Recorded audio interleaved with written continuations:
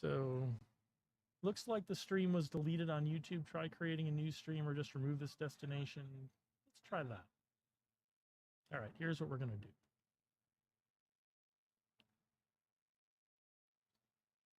Remove. Delete the post. Remove. All right, now let's add it again.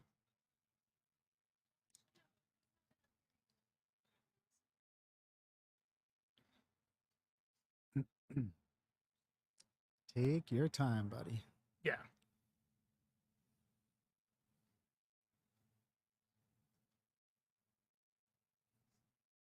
All right.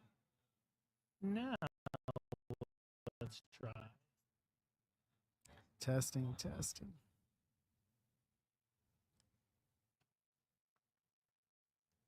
All right. Are we going? It says we're live. Well, we'll see. We'll see how we're doing. I think we've got. It feels like we're live. I feel like we're live. That's funny. I don't feel tardy.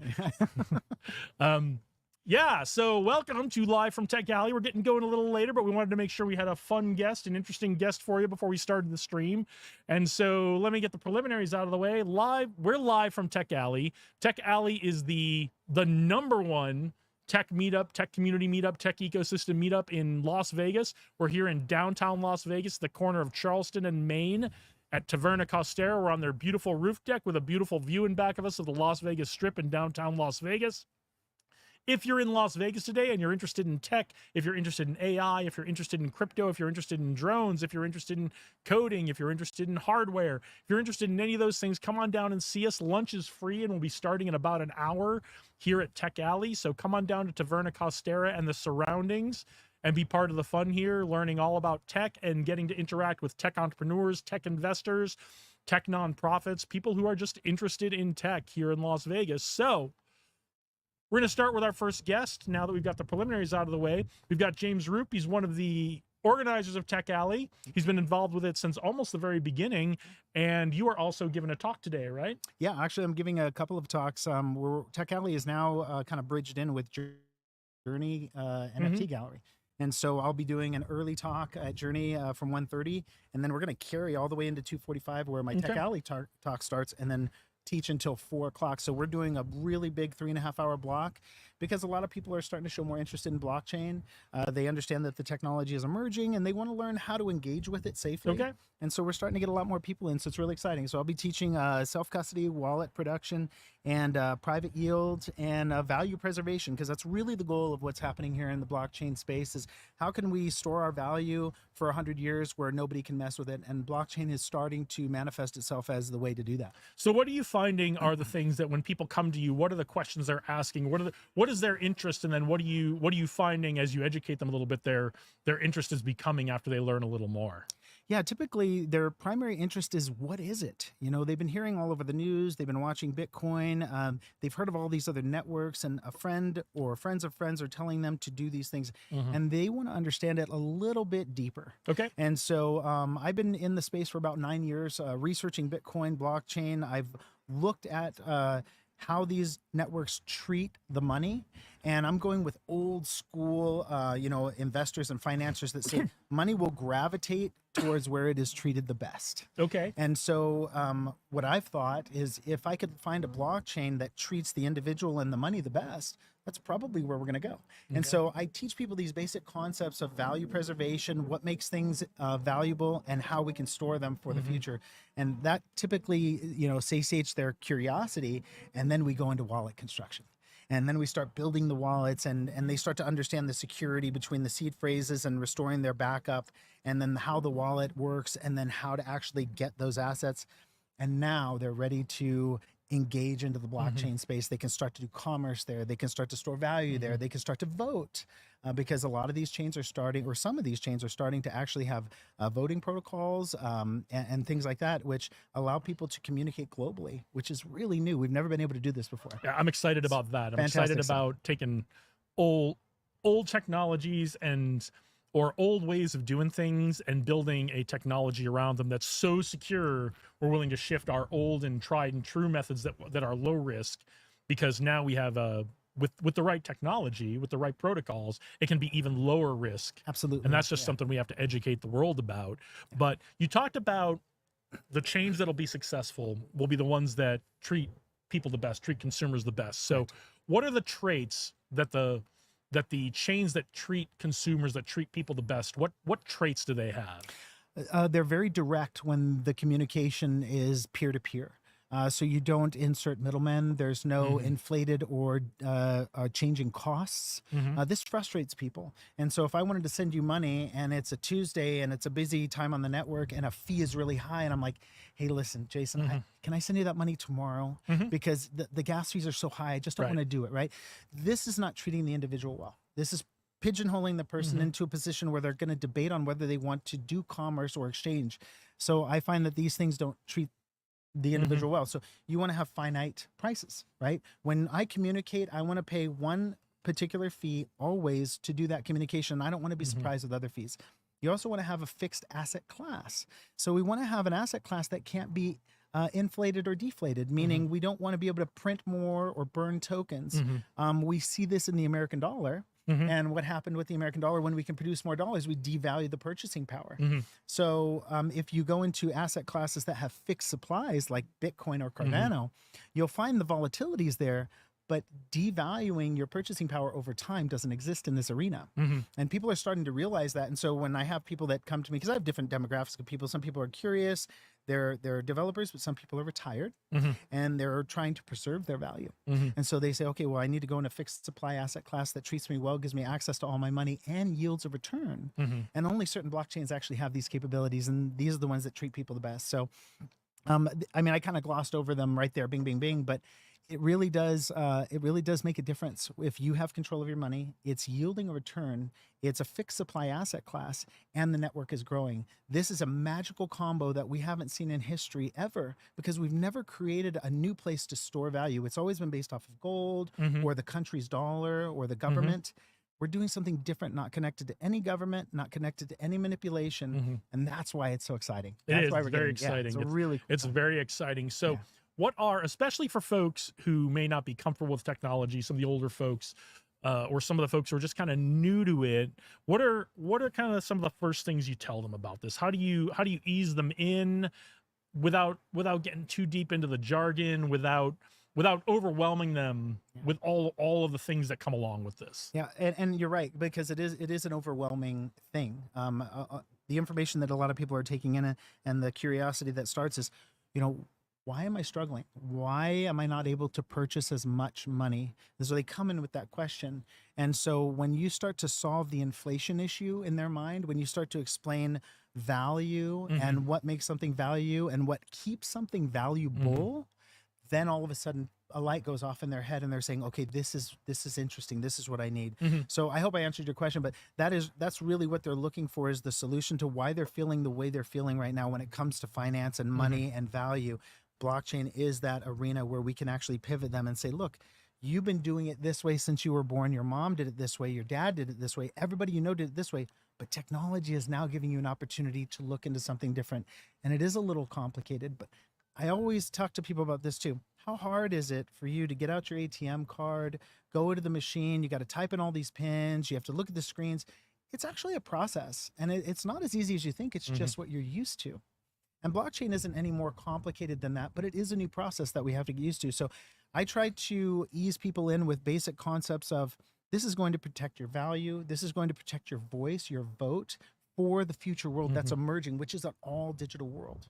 And that usually helps them kind of calm down a little bit. And then we start walking through the basic processes and security, and then they line right up, and all of a sudden we've got new people ready to enter this space. Yeah, one of the things that's been great about the United States is, for a couple of 100 years now, our system has been so stable, and we've had such confidence in our stable. Most people haven't had to have a conversation about how money really works, right? How value really works, and how trust is a part of that. Yeah. And so now it's great because we're getting to have that conversation with a whole new generation of people, right? Not just in business schools where we have conversations about how money really works, right, but everyday people are getting the opportunity to have that conversation about how money really works again. And that's what blockchain is giving us, giving people a chance to understand that and make their own choices. Right. So, but trust is such a key component of that. Right. And people are probably still getting caught up on, Bitcoin Bitcoin is the idea is about 20 years old now, and the implementation is about 15 years old now. And people, I think, are just getting caught up on the beginnings, right? They're hearing about, so what's changed since Bitcoin came on the scene as an actual chain, and how have different chains, different providers, how have they built trust over the years? Yeah, and I think that is one of the key important things is trust. Right now, the systems that we have, everything is siloed, and so there's less trust. And so this is why the networks are starting to proliferate, because you don't need trust in these networks.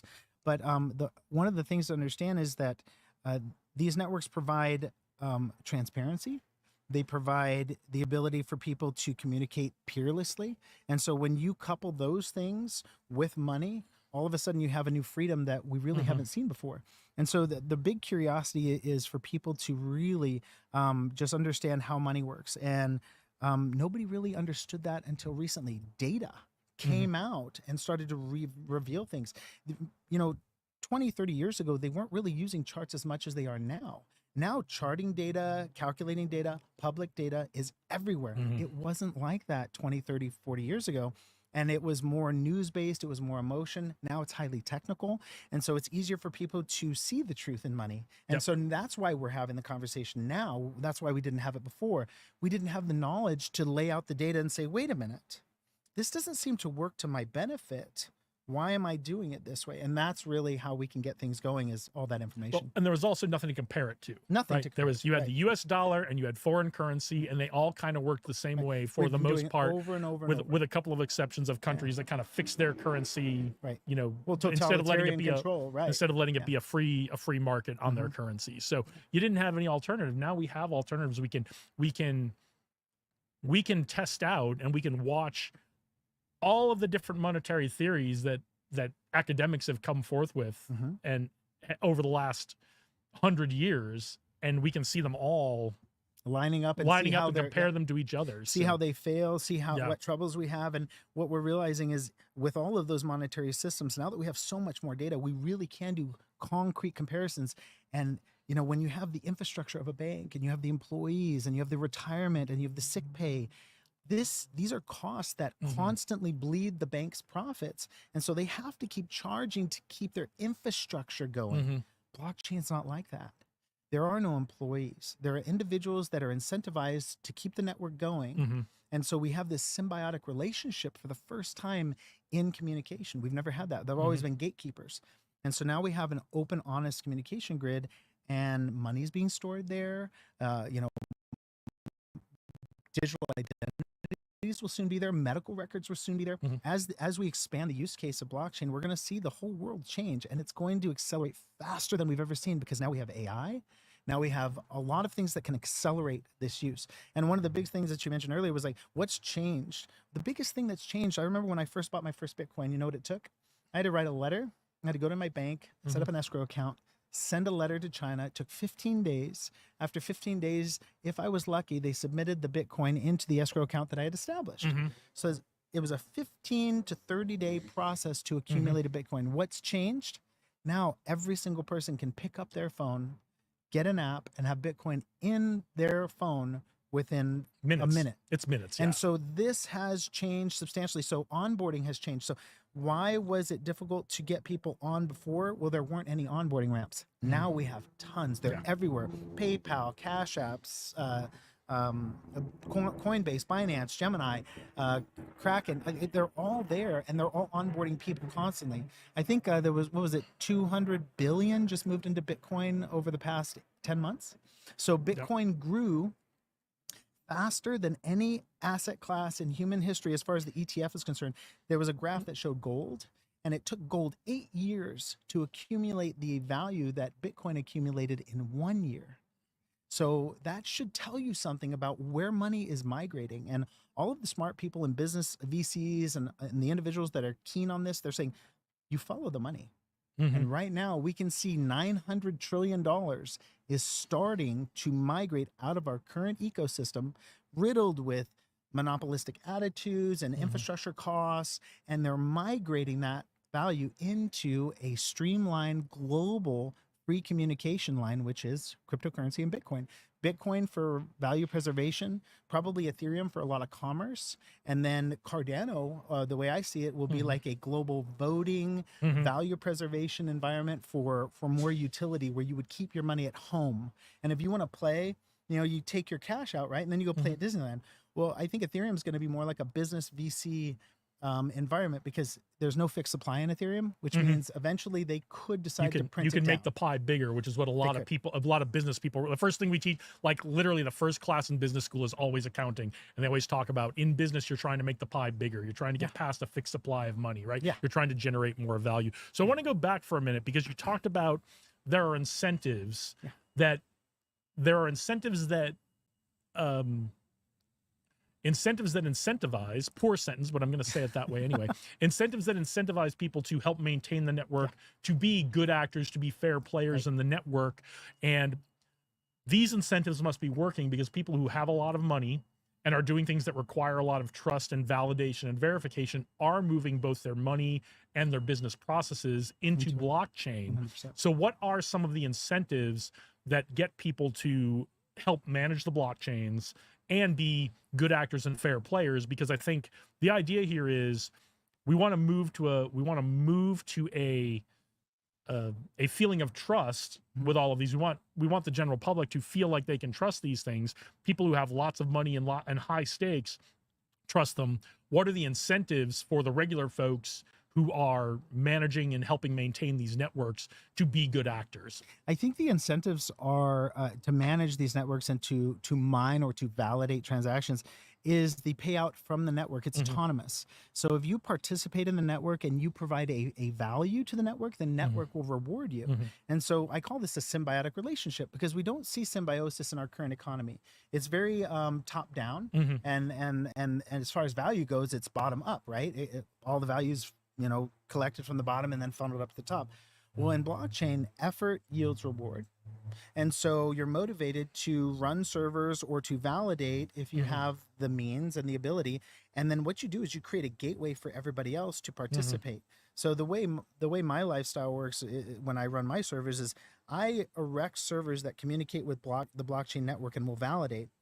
But that's half of the component. I need value from others to synergize my nodes to validate more. And so instead of having one company, one person take complete control of validation, which is non-symbiotic, certain networks have broken it up. And so groups have to coordinate, and then they're all rewarded equally. And this is the symbiosis of these new networks. And that's why they keep proliferating, because it's like owning stock in a bank, and you're getting dividends from everything that bank produces. And that disappeared. Banks are privately owned companies. They have shareholders, and they all get dividends from all those transactions. We don't hear about it anymore, but that is the structure. And the problem is it's a fixed group. And so these guys are making money off of all of our transactions globally, and it's a small group of people, and these are the really wealthy people. Well, in a decentralized environment, anybody can link into the infrastructure and start producing value and take their share of that value. This is the future, where we don't have any top-down control and we don't have any bottom-up value sent to the top. It's all evenly distributed based off of the efforts of the individuals. It's revolutionary. Yeah. It really is. So going back to the idea of trying to build trust in these networks, the decentralized nature of it, you would think, would be chaotic and would make it less secure. But that's not true, right? So, No, so tell us why the decentralized nature, which is very egalitarian, takes it out of the hands of the banks. Tell us why that also makes it more secure. It's well known over software that open source software is far more secure than closed software, because you have more eyes on it. You have more individuals that are poking at it and finding vulnerabilities and fixing it. And so let's say you had 1 million people that were putting their value into a network, and then let's say 1,000 were high-end developers. Well, if that 1,000 out of that million have their money in there, they're going to be looking at the code all the time. They're going to be searching for vulnerabilities. Why? To protect their value. But in essence, that transfers to the entire group.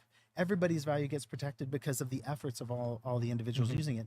And so open source software has always proven to be far more secure than closed network software. And there's also, because of the nature of the nodes, right? And where information is stored and how information is stored in multiple places. Tell me if I'm getting this right or getting this wrong. This is my understanding.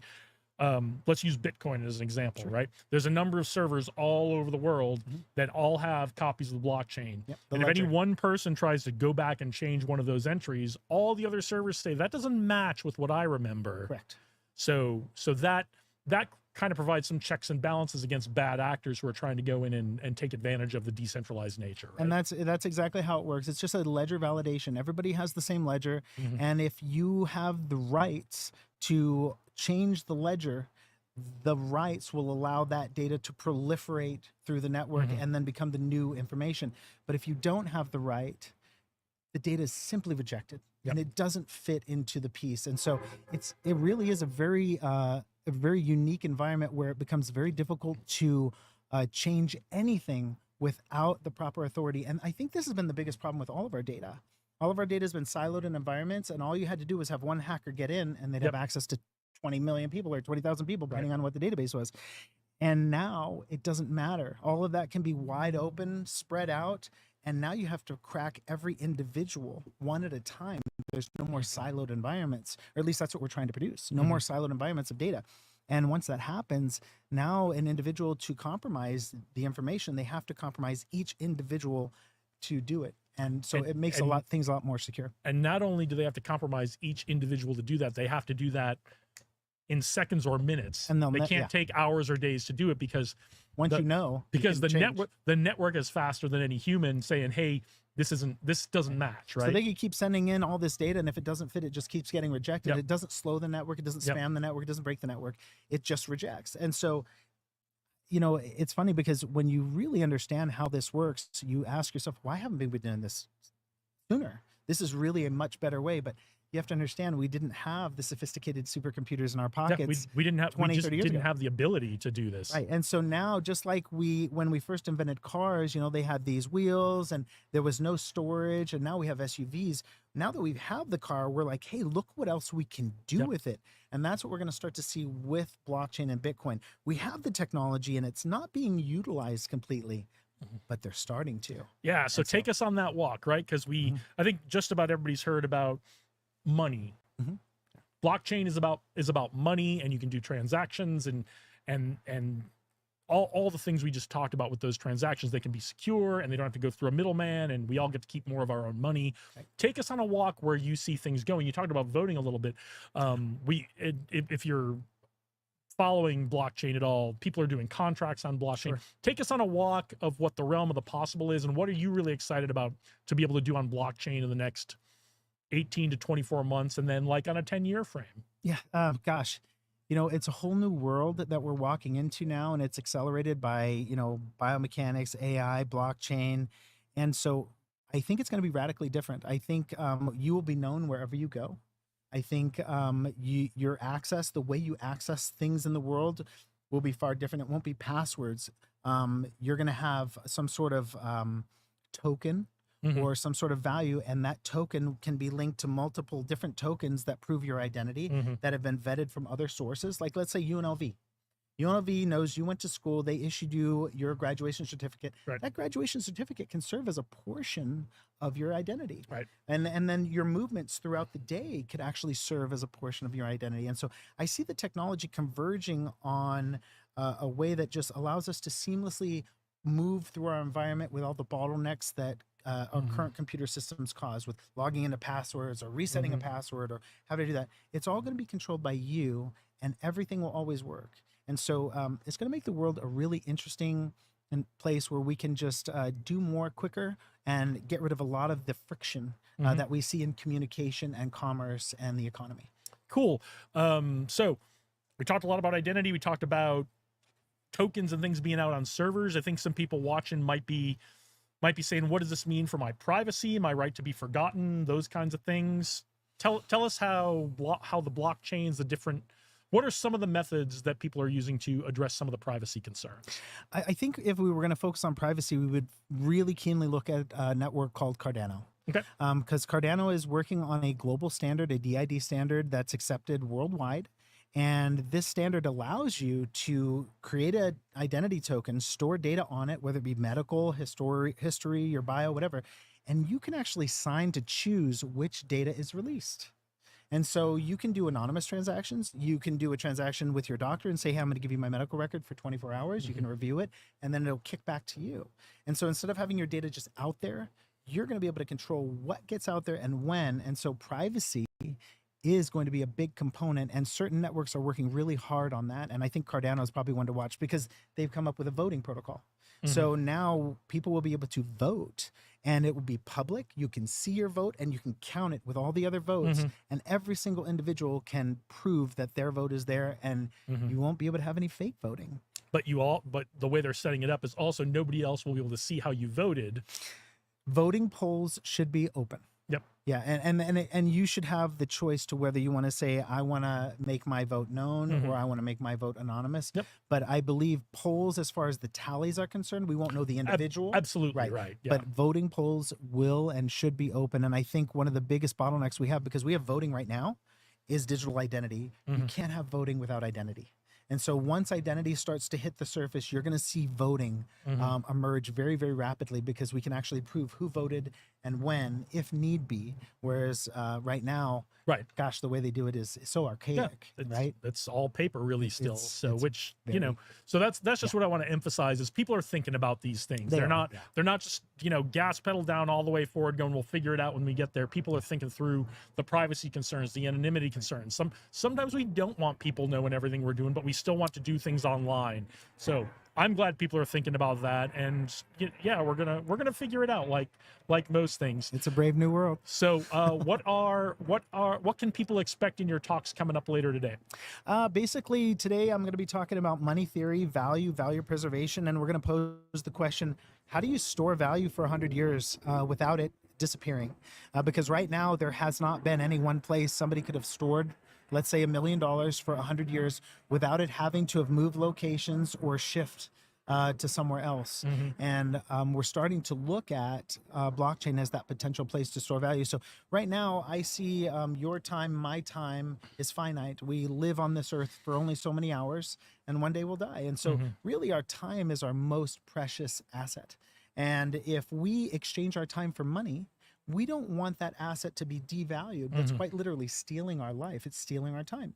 And so the big question is how do we start to store our value, our effort, our money in a place where not only it's safe from prying hands, but will grow over time? And that's what we're going to be teaching today. We're going to be teaching self-custody of your digital assets with fixed supply blockchains that are growing. Well, the possibilities are limitless. I'm excited to hear what you're talking about. It's always a pleasure to talk with you. Is there anything else you're excited about happening at Tech Alley today? We just started the POAP. So proof of attendance token. So I love POAPs. I use them for my courses. Oh, very cool. Yeah. So what we're doing is we got Tech Alley to get a POAP going. It's a proof of attendance token on blockchain. Yeah. Explain real quick what a POAP is. POAP is POAP, and it's proof of attendance token. It's basically a token that's minted on blockchain, and an individual can get it in lieu of attendance to prove that they were somewhere, and they're unforgeable, uncorruptible, unduplicatable. And so people are able to collect these over time. And right now we're just kind of playing with it at Tech Alley, but eventually we're hoping that we could use the token as some sort of discount or access to the website, videos like this, informational videos, or maybe even discounts on t-shirts. I use them as proof that people attended one of my courses. They get it at the end of the course, not when they sign up. Exactly. And I think our biggest issue is food, right? We have free food for everybody, and we found that people were coming in not a part of Tech Alley, and they were consuming the food. And so the POAP token was our solution. So when they go up to get food, they show their POAP token, and now we know we're keeping our group fed,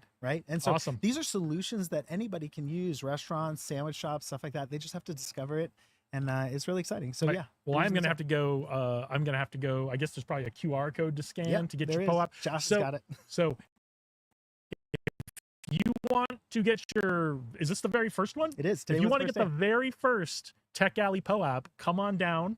Taverna Costera, Charleston and Maine, here in downtown Las Vegas. It's a beautiful day. The wind has finally died down. It's going to be gorgeous down here today, but you got to come down if you want to get that POAP. And I guess if you want to eat, you got to show them the POAP. That's right. So I'm gonna go get mine right now. I got mine already. All right. Hey, Jason, thanks for joining us today. If you see Josh, send him up. I want to catch up with him because we haven't seen him on the stream in a while. So okay, we'll do. I'll send him up. Thanks so much. All right. Good luck today. Thank you.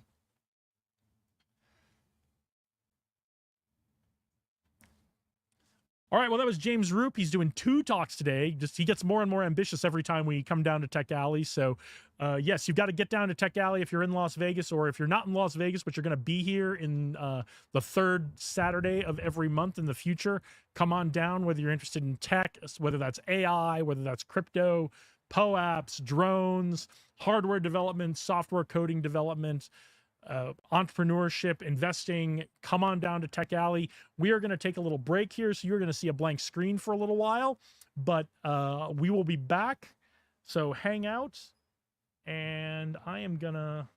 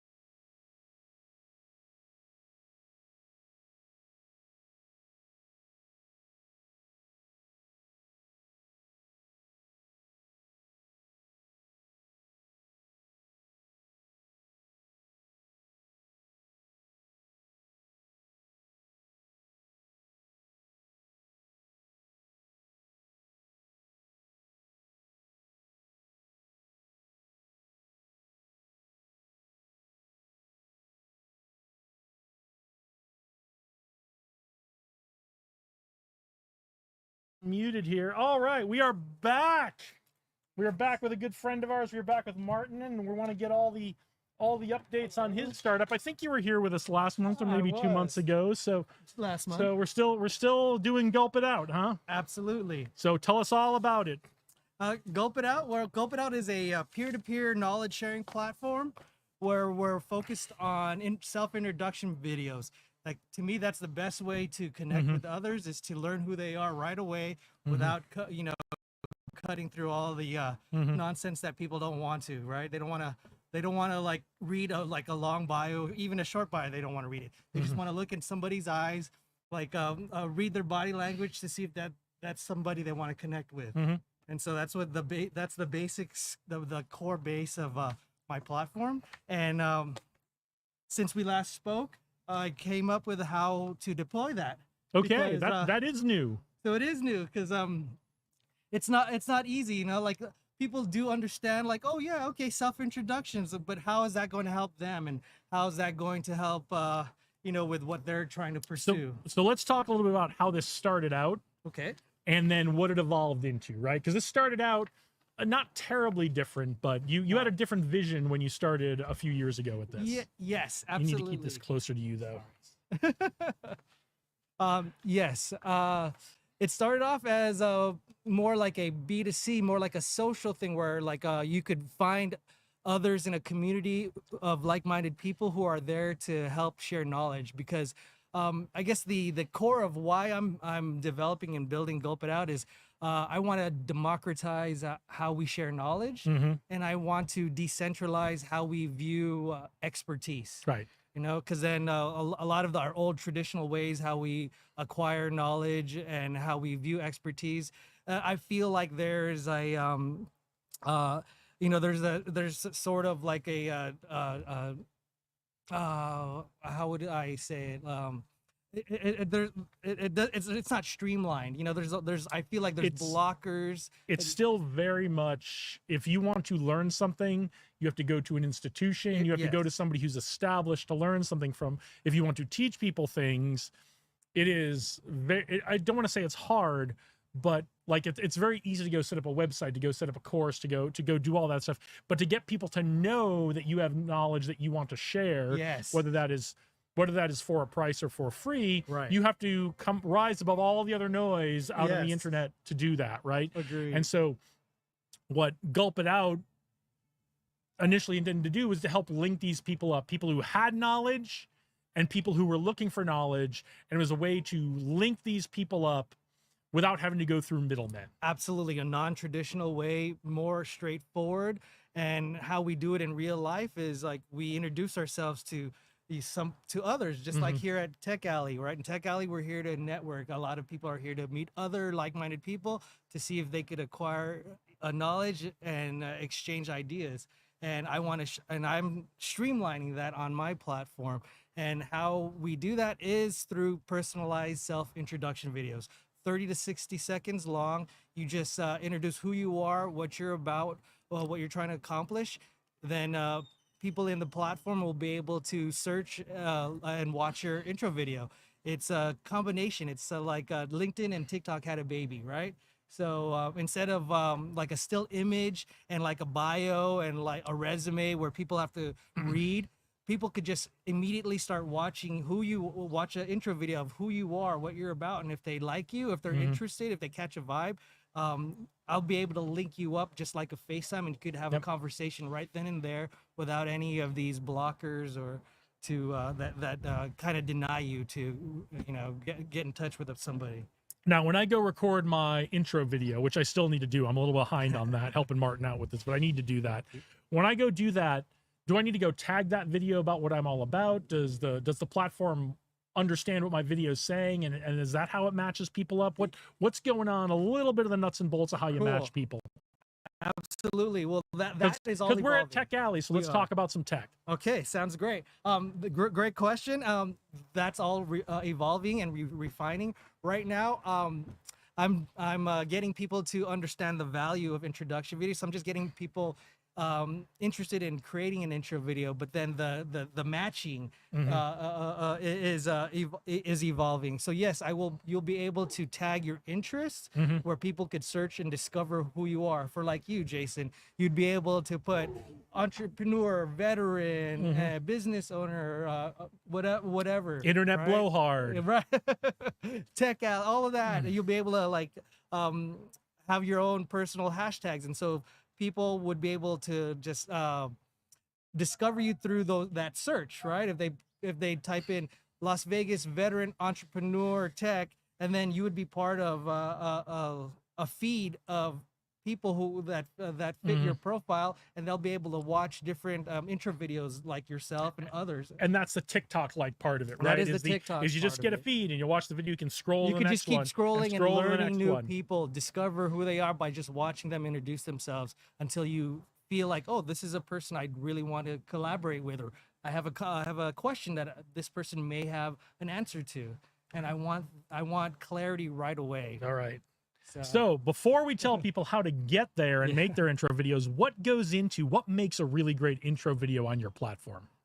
Simple, actually, is just be personable and share a quick story of who you are and what you're about and what you're trying to accomplish or how you want to help others. It's pretty much you're just sharing your personal self, because then through that, authenticity and your genuineness comes out, and I feel like that's what people want. They want to know who you are first before they want to be invested in what you're trying to sell. Okay. Right? So who have you got on the platform right now? I know you've got a bunch of people who've done intro videos on the platform. So who have you got right now? Right What kinds of folks? We don't need to get into names. We can if you want. But. Just early adopters. So right now, obviously some family and friends, and just early adopters who are currently not shy, who want to share who they are to the community and provide value and tell them like, oh, this is who I am, this is what I do.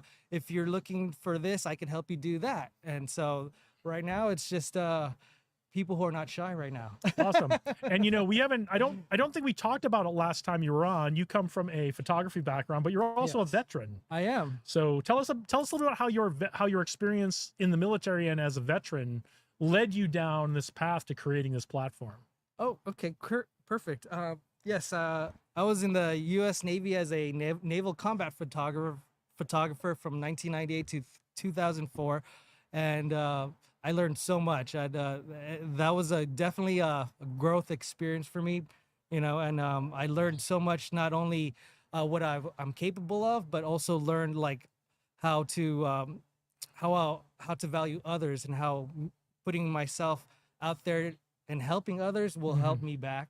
So through that, it kind of shaped like my focus in wanting to do more of that, and how I could do more of that, how I could give back more was to be like my own to have my own business, because then I could prioritize certain time and effort into helping others if I had my own, if I could control that. So as a combat photographer, I loved it so much. I continued to do that professionally after getting out of the military. Been doing it for over 20 plus years now. It's been my passion forever. And through all those experiences, it helped create a new passion. And that new passion is creating Gulp It Out. I could see how I could give back more by... Yeah. One thing about the military, if you've never been in, there's no shortage of people who are willing to come to you and say, listen, youngster, you're doing that. There's a better way you could be doing that.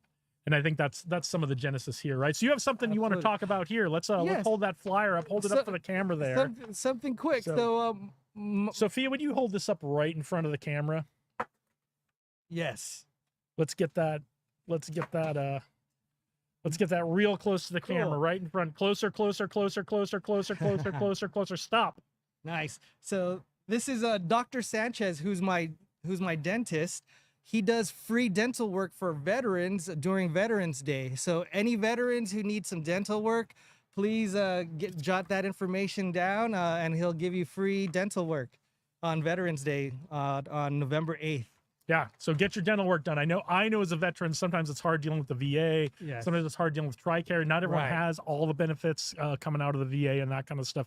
So if you're in need of some dental work, Yes. or at least someone to look. If it's been a couple of years since anyone looked in Right. there, go. What was his name again? Dr. Sanchez. Yeah, go see Dr. Dr. Douglas Sanchez if you're in Las Sanchez. Vegas, and like don't let your dental health suffer. There's no excuse not to go down there. So read off the address for us again. Yeah, the address is going to be at 8940 West Tropicana Avenue. And if you want to give them a call, it's 702-248-4448, Dr. Douglas Sanchez. And he's giving free dental work from fillings to extractions to just cleanings if you just want, Yep. to all veterans interested. Yeah, don't let your dental health suffer. I know sometimes it's hard to put it in your schedule. It's hard to just if you haven't had anyone poking around in there in a couple years, go see Dr. Sanchez. So, Absolutely. So that's fantastic. I love to see the community doing stuff for veterans and just trying to make it easier for them. I love seeing that. So we met. You were still building your minimum viable prototype (MVP) Yes. for your company when you and I met a couple of years ago. Now Yep. you're here. Now you've got an active on the internet platform. That's really exciting that you're at that point. What's exciting coming up for Gulp It Out, for So- you and for Gulp It Out? So there's been a lot of pivots with Gulp It Out. As there should be As in there any should tech be. startup. Absolutely. So what I have currently coming up is I'm focused on a new vertical with the main core of what Gulp It Out is, which is the personalized self-introduction videos and immediate one-on-one communication. Mhm. Right, that's the core of it. And how I see that as a new vertical, since we live in Las Vegas and Las Vegas is an event town, Mhm. I see this as being a pre-event networking tool. Okay. So how I'm going to deploy Gulp It Out is for events like Tech Alley, right? Mhm. You'd be able, like attendees, organizers, and vendors would be able to create an introduction video prior to the event starting. Mhm. And then people, like attendees, would be able to go to that link and start learning who are the attendees, organizers, or vendors are Mhm. prior to attending the event. So when they do attend the event live, they already know you. So like, let's say we didn't know each other. I can be like, hey, Hey, Jason, I know- recognize you. I know you. I liked your intro video. Let's connect because I already know what you're about. Yeah. So it's more intentional. Which is one of the most frustrating things about events, especially if you're going to an event by yourself, is you don't know You don't anybody know there, anyone. and now it's like, oh, I gotta, like, even like I'm an extreme extrovert, and even I have to be like, okay, I gotta go talk to some of these people. I gotta jump in, and but if you already know some faces and names, that's great. Is Right. that ready to go now? No, that's actually we are me. Sonny Clark is my CTO, and that's what we're currently developing. We are developing it to be more as an event like we're deploying it first as an event Mhm. as an event platform, but Mhm. then the verticals from that core experience that I was talking about. Mhm. There's so much. It could be. There's so much. Well, I think there's incredible room, and we need to get you connected up with Dave Berlin. But I think even with what you've got now for Gulp It Out on the platform right now, there's probably a great way we can incorporate your features that you can do now with Global Entrepreneurship Week coming up in about a month. So Global Entrepreneurship Week is the week before Thanksgiving. It's all over the world, but it's also here in Las Vegas. There's going to be all kinds of events. So let's get you connected up with Dave and see, get a maybe we can get a little demo and put our heads together and see how Gulp It Out can be a key part of helping people get ready for Global Entrepreneurship Week. 100%. That's another reason why I'm here, because I'm gonna speak to Josh Levitt to see if this could be also a thing for Tech Alley. So for the next Tech Alley, maybe future attendees, they could get to learn who they are already prior to Yeah. attending the next. How Tech great Alley. would it be before every Tech Alley to get every already know. speaker to give the 30 seconds of, I'm going to be at Tech Alley this is what Saturday. I'm This is what I'm going to be doing." talking about. This is why you want to come by, and we'll see you Absolutely. there. Right? That's simple. 100%. That's simple, Simple. guys. Super simple. That's simple. So, all right, tell everybody where they can find Gulp It Out and where they can find you. Yes, you could find you could actually create your own personalized introduction video at beta.gulpitout gulpitout.com. So it's beta.gulpitout.com, and you could find me on socials at msf.captures, which is like my photography page, but that's where I'm more active because photography is my is my day job. And you can also find him at Tech Alley just about every month on the third Saturday of every month down Absolutely. here in downtown Las Vegas at Taverna Costera. Lunch Or- is going to be yep, starting soon. If you're in Las absolutely. Vegas, get on down here, get signed in. You need to be signed in to get lunch, so don't just kind of sneak in and try to grab some lunch. That's new this month. So if you've been here before and you're saying, Jason, you don't know what you're talking about, I'm telling you it's new. So, but come on down to Tech Alley. And if you're not in Las Vegas today and you're going to be here the third Saturday of the month in the future, or you're thinking about coming to Las Vegas, come on out for the third Saturday of the month. Come down, get all the stuff on developing apps, developing hardware, drones, crypto, AI. Come on down to Tech Alley, Martin. It's always great to see you. Pleasure. We will Thank see you, you at Jason. Tech Alley in the future, and we will see you Absolutely. at all the startup events coming up. Absolutely. All I right. appreciate you, Jason. Thank Have a you. great Thanks, day. guys. Bye-bye. You too.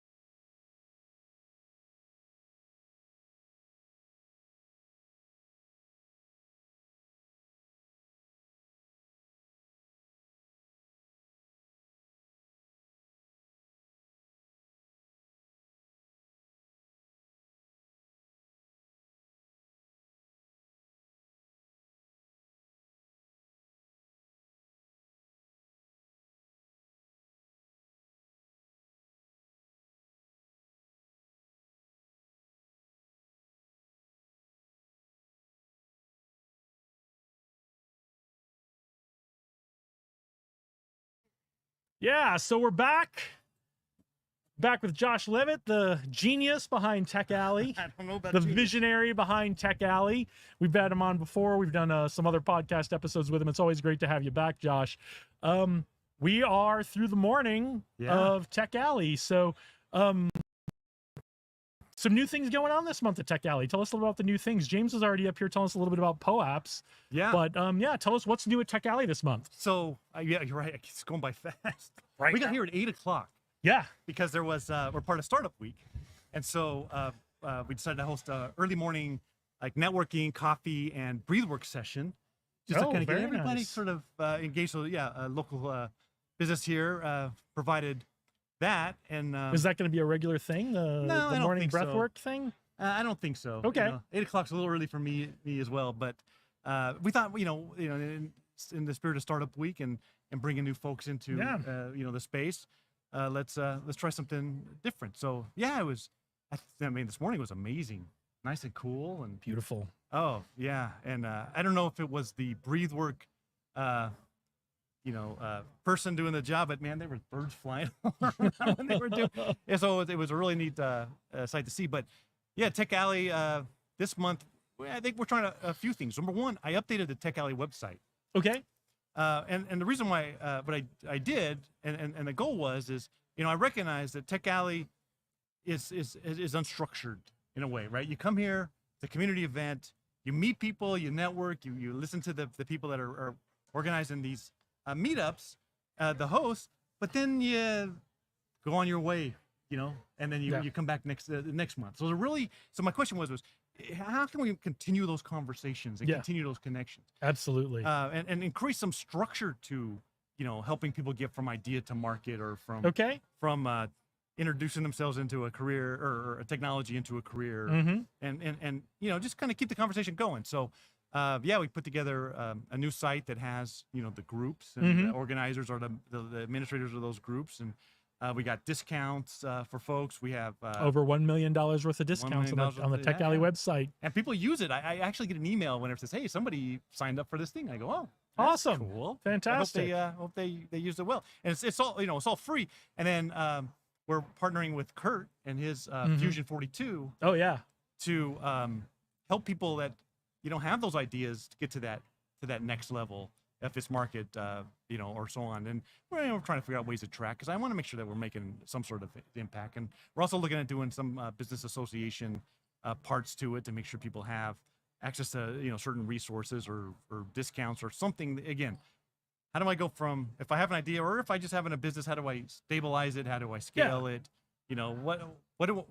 What do I use if I don't even know what I need to use yet? Yeah. How do we get beyond an event where people come and have a great time and get to know each other? Right. And how do we get to where we're making an impact on people's businesses? We're making an impact on the ecosystem here, and growing the ecosystem and making the pie bigger for everybody. And you know what, I tell you this, what I love about running a nonprofit, and Tech Alley is a 501c3, Mm-hmm.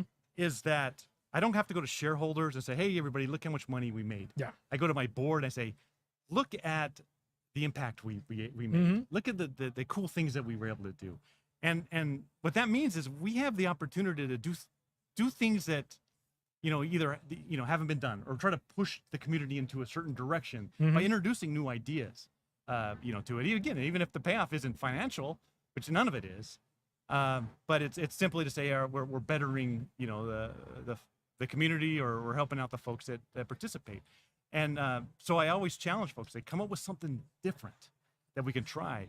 And this month, and I think moving forward, we're gotten to the POAP Mm-hmm. idea. Yeah. And for those who don't know what POAP means, that stands for Proof of Attendance Protocol, and it sits on Web3 Mm-hmm. and blockchain, and it's basically a token that has some sort of artwork on it, Mhm. just for decoration. I mean, it's not of any value, Right. but you scan a QR, and that now is assigned to you that you can stick into your wallet. And so now you can say, all right, well, I was at this event. You can use it as a collector's item. Mm-hmm. Ideally, I want to see it be used as some sort of entrepreneur currency, so I can go to like Taverna here, Yep. and get a discount, or Yeah. or what have you, trade it up. Who knows? But I said, all right, well, here we have it. We have 100 to give away, and you folks that are using this POAP, give me some ideas. Yeah. Let's come up with something, because I like that. Number one, it's going to introduce people to the Web3 space, which I think should explode, and we want creative folks to start Which we participating in lost that. the bubble on a little bit as AI came in a couple of years ago. Everyone got real excited. Everyone was excited about Web3 and virtual reality and that kind of stuff, and then all of a sudden everyone was like AI, Yeah. and the discussion shifted away from Web3, and I'm really excited to see the discussion shift back to Web3, because Web3 is going to be an absolutely critical component of how we all work together and collaborate in the future. 100%. And so that's what I say. There's so many opportunities. Well, let's at least get people introduced to that space in some way, so that maybe they go, okay, wait, this could really solve this for me, or maybe I Yeah. could make something here. I mean, I heard something, and I don't know if it's true or not, but I was told that the exchange rate is cheaper than credit card fees, and so some businesses are going, well, I'd rather take a cryptocurrency Mm-hmm. and pay the exchange rate than have to pay whatever the Pay the gas fees on crypto than paying the credit a card fees. 2.9% credit card fee. Right. And you know what? And Works for me. And I think about this too. As a business person, those charges really pile up. They add up. And, It it's a doesn't sound variable like a lot, charge. but yeah, and you got to count that in for your pricing and your bottom Yep. line, and it could. I remember one time we were working with one of the financial strategists here, and we had done a spreadsheet about our pricing model for my company in Tag when we were first doing it, Mhm. and we realized the more we sold, the more money we made, the more sales, the more we had, revenue you brought in, the less profit profit you I made made. because of the diminishing returns of Yes. not factoring in the credit card Yes. fees. And a lot of businesses go through that.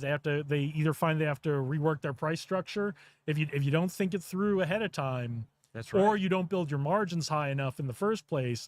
You can actually get to a point where you can be bringing in much more revenue and actually making less profit. and it didn't make sense until you put it on the spreadsheet and Yep. go, wait a second. Numbers don't lie. Numbers don't lie. I'm actually making less money the more work I do, and the more revenue I generate, the less money I make. Yep. So anyway, I thought, well, that's a pretty interesting use case. I wonder, if that's true, and so on, when it comes to the blockchain. But outside of cryptocurrency and outside of art, Mhm. I think there's a lot of practical uses for it, and I love James- to challenge the community. James that was do it. up here telling us all about what he sees coming in the Oh yeah, in the future years with the abilities that blockchain will give us. So, who knows? He definitely has his he has his pulse or finger on the pulse. and yeah. he seems to know a lot of stuff, and I'm glad that he hosts his meetup here. Yeah. I learned a lot of stuff on it as well. And granted, I'm far from an expert, but I definitely appreciate what the world could look like in 10 years, assuming that technology takes off. So one of the things we're back to this month that we got away from a little bit at Tech Alley is we're having a launch party today. Right. So tell us about Oh. the launch party. So I don't know if you remember the roots of the launch party. I don't. So tell us that story first. So a few years ago, there was some high school students, and they were coming to Tech Alley and using it as a mentorship thing. They were talking to people in the space, and they had this mentorship app idea, and they built it and MVP, and they're like, all right, well, what would it take to actually launch a business off of this? So they were talking to Kurt and talking to other individuals, and I think they had probably 10 mentors. That was Zach and his crew, right? Yeah, It's one of the very first early Tech Alley success stories of impact in the community. Yeah, and so they probably had like 10 mentors, and so then they launched their product, and I heard about it. I said, well, if you launch your product, you need a launch party, and so we hosted a launch party for them up here on the rooftop of Taverna, and 60 people showed up, and it was a lot of fun, and these guys really appreciated this, and and I had heard a few times, and this what led into this pledge that I had. I said, you know what, if any new Las Vegas startup brings their idea to market, we'll host a launch party for it, right? Because I thought, number one, I heard that a lot of these new founders were just kind of giving themselves high fives, and then that was their launch, right? We did it; it's in the market, all right. Which is a launch, but like let's do something for you. Let's Right. I'm a big believer. You've heard me say this. I say this all the time, and people are probably tired of hearing it. If you've ever seen the movie School of Rock, there's this one scene where the kid has written a song, but he doesn't want Jack Black to know about it. Right. And Jack Black's like, "Give me this," and he's like, "What is this?" He's like, "The song I wrote." He's like, "We got to play this," right?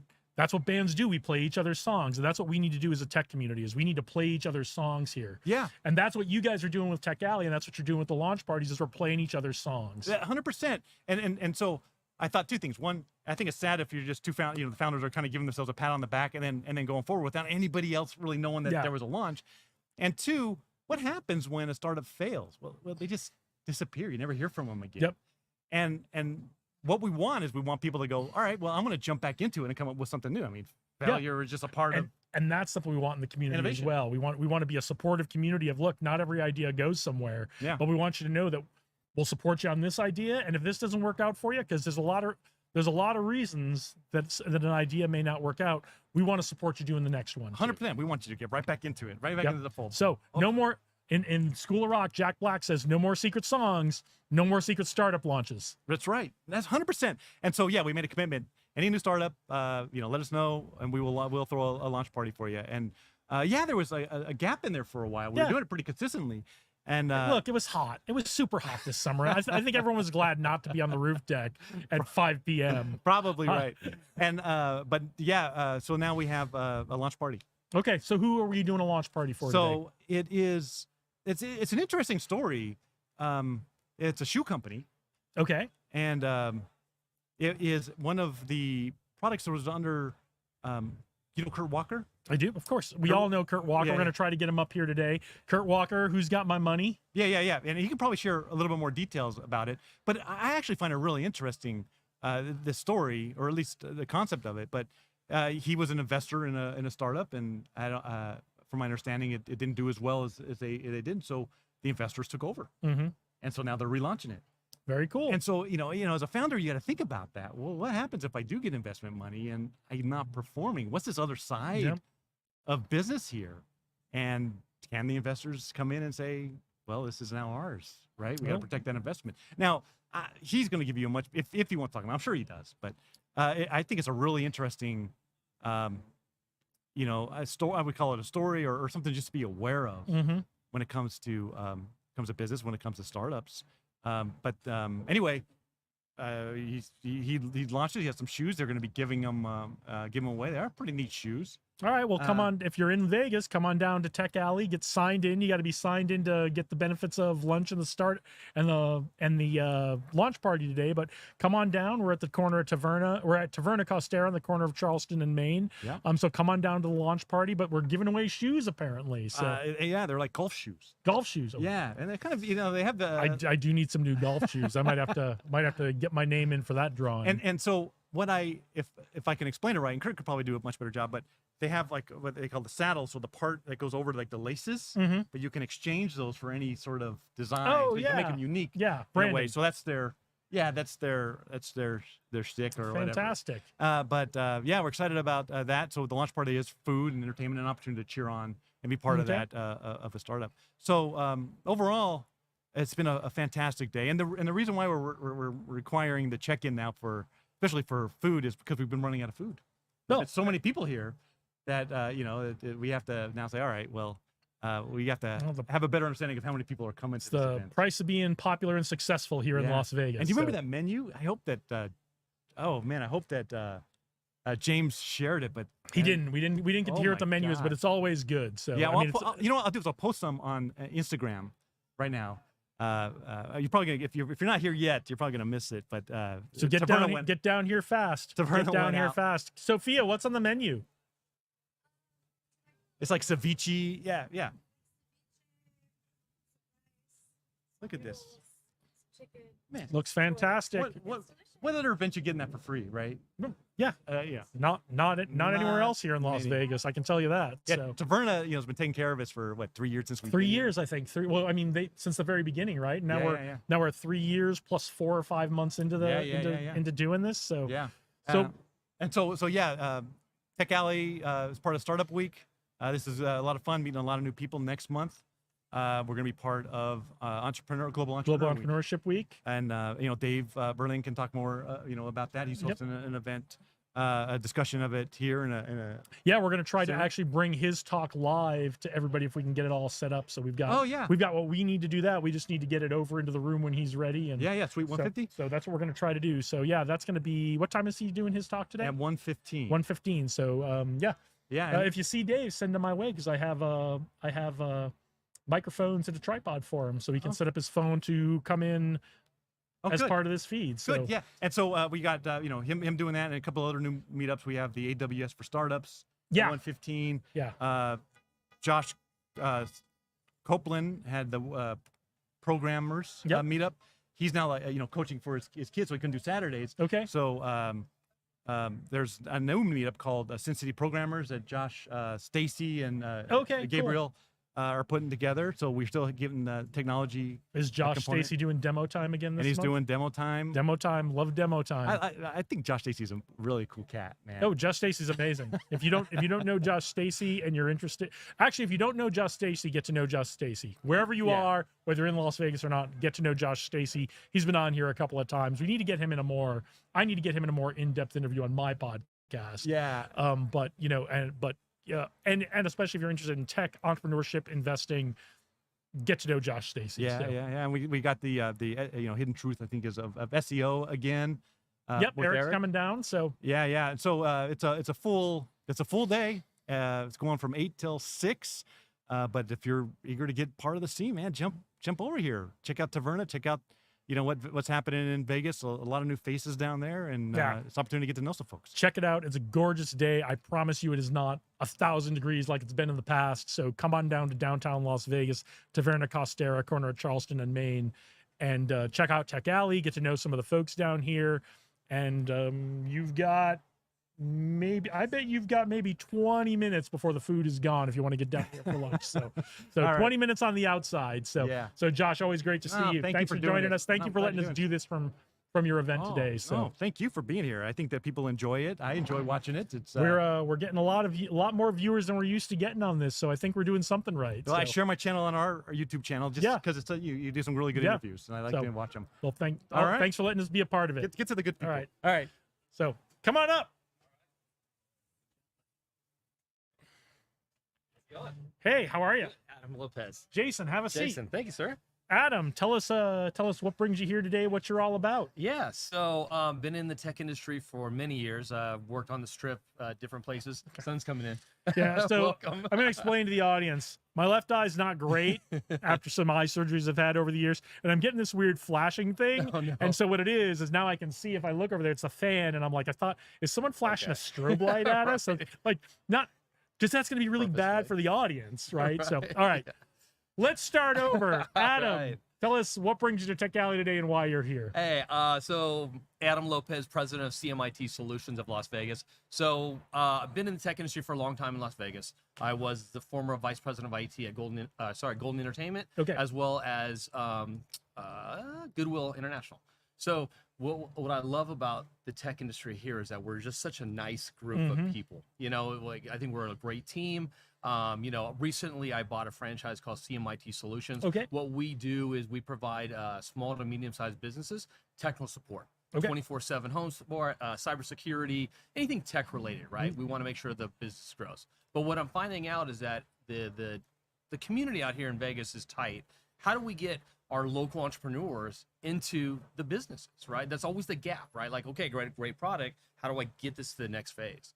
So I'm hoping to bridge that gap here and provide like that, hey, we provide services to small to medium-sized businesses. Maybe you have a workflow. Maybe you have an idea for a small to medium-sized business that makes them more and more efficient. That's not going to charge them what Amazon would charge them or what Microsoft would charge them, and provide that kind of service to Love those to end love to clients. hear it. Helping people get into entrepreneurship, helping people Absolutely. grow their businesses. Right. Sometimes Correct. those IT costs are actually Oh. prohibitive to growing the business. To bringing in. Josh and I. You were here. Josh and Yeah. I were just talking about. Sometimes you're bringing in more and more revenue, and there's diminishing returns because of how you're set up, and your costs start to exceed the profit you bring in. So Right. love seeing that. So you worked for Golden. Yep. If you're from Las Vegas, you probably know who Golden is.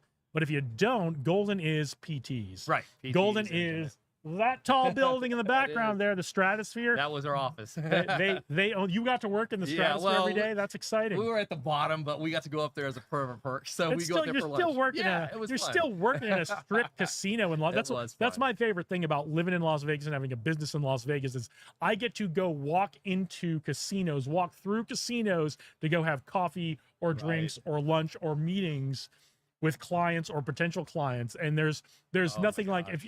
if you love Las Vegas, whether you live here or not, there's nothing like the excitement of I am walking across a casino floor to go to a meeting as part of my business life. It There's, was there's amazing. nothing exciting. So yeah, tell me what it was like working for Golden. Then I've got a couple other questions Yeah, about your absolutely. journey. So Golden's been great. So, I was there before COVID. Like, we were part of the shutdown crew, unfortunately, that kind of Mm-hmm. laid that down. But it was great. I mean, we did a lot of stuff because Golden's kind of that mid-market, right? So they have a lot of small places, small bars, casinos inside of Las Vegas. I think they have like 40, 50, something like that. it's a It's a fixture. lot. if you It is. if you live in Las Vegas, I will guarantee you have probably been in a Golden property inside the last month. Right, exactly. But they have some of the same challenges that a lot of small businesses have, such as, hey, I won't name the ISP provider out here has problems. Like, how do I overcome that? Right? I've been down for 4 days. This affecting my business. So we worked with different ISP providers to say, how do we build in redundancy? How do we build in some kind of that backup support system to help save the PTs from going down from a intercorporate kind of reporting system? So we bring that to now smaller businesses here in Vegas. It was great. I mean, the Sartini family Blake Sartini has been a great supporter of Las Vegas, as you know. He's married to the Fertitas that own the Station Casinos. A lot of longtime Vegas knows it's a very small Las Vegas casino. small business royalty. Yes, exactly. They are. So, and I was at the grand opening when we did the reopening here at the Strat, when we had Bob Stupak's son there Yeah. that, did the ribbon cutting. So it's just, Vegas is such a small community and Yep. I love it, to that day. So you were working for corporate Yep. at the Strat for Golden. Golden. Then you made the move to Goodwill. Yep. And then you made the move to entrepreneurship. I So did. tell me about the journey. Why leave cushy corporate to go to a nonprofit, which is probably cushy but less cushy, Yes. and then ultimately into entrepreneurship? Yeah, great. And I had a little things in the road like most people have, right? COVID happened, and then, went to go work for a nonprofit. Tech and nonprofits a little bit different. They don't pay a lot, right? But they, you feel like you're giving back to the community. But I just I started interviewing for jobs when I left. I said, where do I want to go? Where do I want to pivot my career to? And one of the things that I saw was like, I was going through these interviews and like, a lot of stuff was like, hey, we just want you to kind of stay in the basement and fix my computers. Like, I don't want you to think outside the box. I just want you to fix my computer. I'm like, no, but there's so much great technology out Yep. there that could save money, that can do this more efficient. No, that's not your job. Your job is to make sure that my computer's running every day. And I just said, I just couldn't, it's like, I just need to break out of that, right? So that's what got me into entrepreneurship. It's like, how can I provide my service? Because I have all these ideas that I want to support in businesses and stuff like that. And I can't do that through the corporation because you're handcuffed a bit. So that led me to starting my own business. Was it different working for the nonprofit, working for Goodwill? Yes. Were they a little more accepting of let's try some new things because they're, was it different? Were they a little more willing to accept a little more risk because they want to stretch their dollar further as nonprofits? I mean, nonprofits, and we're the same way. We offer a nonprofit discount. They get a lot of great discounts, right? So a lot of their stuff they get is at great prices, for some of the other products you serve. Microsoft License has a great product. Google has a great like nonprofit process like that. The where it comes down to is two parts. One is, hey, it's not broken, don't fix it. So how do we grow with that? So when I brought into Goodwill, it's like, okay, well, let's get away from like developing everything because we're not a development house. Let's buy stuff out of the box. And then also, how can we develop our teams? Like so I have people come from the stores and say, hey, I want to work in tech. Big question. Everybody gets it. I want to be in cybersecurity. I want to be in operations. Great. So we developed a help desk program where we're like, hey, great. We'll get you in help desk. We'll provide you that support. We'll give you the learning to support 24 stores here in Las Vegas, and then also cybersecurity needs. My goal was to build a SIMSOC. I was going to be, hey, help desk, and then a 24-hour nonprofit SIMSOC that we can give to other small businesses and nonprofit for a reduced or cheaper rate. Okay. Didn't get that far in the progress, but I think that that model's still there. And that's what we do at CMIT Solutions. We actually, honestly, we work for Nevada, Education Nevada, which provides, people that don't have an opportunity to give them that chance. Because everyone goes and gets the CompTIA certifications, the online Google certifications, but no one hires them because they don't have the practical experience. And we have a big gap in the tech industry to bridge that gap. So that's what I want to be able to provide through CMIT. And we did that at Goodwill. It's like, hey, we'll give you a shot. We don't have a problem with that. We'll get you in tech. We'll give you that experience to, hey, I know how to troubleshoot now, being an RMM. I know how to, the SimSock is going and alerting. What do I do next? We'll give you that practical experience so you can bring that on to the bigger companies. And our goal is to get you into the MGMs of the world, it's the Caesars of the world for those opportunities. Well, I love that. And we're going to have to talk sometime about, I'm involved with an organization called Vets in Tech. And we're looking to get veterans into tech careers, whether they're kids just coming out of active duty of our 2 big Air Force bases here, or they're veterans who are a number of years removed and they're looking to make a career change or looking to get into tech for whatever reason, right down to the military spouses and dependents and trying to help them get into tech careers. And if you're the kind of company that's looking to hire people to come in and help them get into tech careers, that's something we should definitely talk about. No, I look forward to that. That would be a great opportunity. Yeah, absolutely. So how long have you been doing entrepreneurship now? How long have you been doing So this? I've had a couple startups and failures like most Like we all do, yeah. Right? So I created a real estate app that did okay, and I didn't make any money, but it was a good experience. I also what else did I do? I had a record shop back when I was like 23 years old. Oh, that sounds fun though. That sounds it was a great sounds time. really fun. It doesn't sound profitable, but it sounds really fun. Right? But it was cool. We had vinyl, we had cassettes and CDs, but that was cutting edge. So and it was just kind of one of those things that, hey, I'm not getting any older. Younger, I should say. I'm getting older. I just hit 50 this year. So I want to have that opportunity to start my own business. So this was kind of that opportunity to go after it and to just all in, right? We got everything to lose, but one thing, is that work-life balance. And I think that a lot of people in tech struggle with that, right? Is that, the corporate America wants more and more out of you, and there's diminishing returns there. So how do we kind of level set that to adjust? That's fantastic. So what is the biggest lesson you have learned since taking on entrepreneurship and leaving a more stable, more secure environment? Well, so after a little story, after I left vice president for Goodwill, I've been consulting for the Hard Rock for the last 4 or 5 years, Hard Rock International. So, they took over the Mirage, but they still have a big presence. They have 6 casinos in Florida. They have a big presence out there. They're huge. I think they're #1 generating casino in the world. Tampa is their biggest revenue generator, absolutely, right? yeah. So, and they're a great company, right? They're huge. And, I really, like you said, it was cushy. It was nice. You had work remote, work wherever you want. But, that insecurity of leaving that behind is scary. Like, just like you're not going to have that constant paycheck, but, you got to look bigger, right? Just understand like, hey, what, and you'll see if it's meant for you, and you probably experienced this too. If you start something and stuff just starts lining up weirdly, and I can't explain it. Like you'll just be like, hey, this person wants to come work for you and they want to help you grow your business, and they're okay taking a little salary cut until you get to that spot. And stuff like that happens and it falls in your lap, and like, it's a sign, right? So stuff like that started happening for me, and yeah, it was hard, it was challenging, but you just get those little nuggets and you're like, okay, oh, here we go again. Next day, here we go again. Got to get up every day.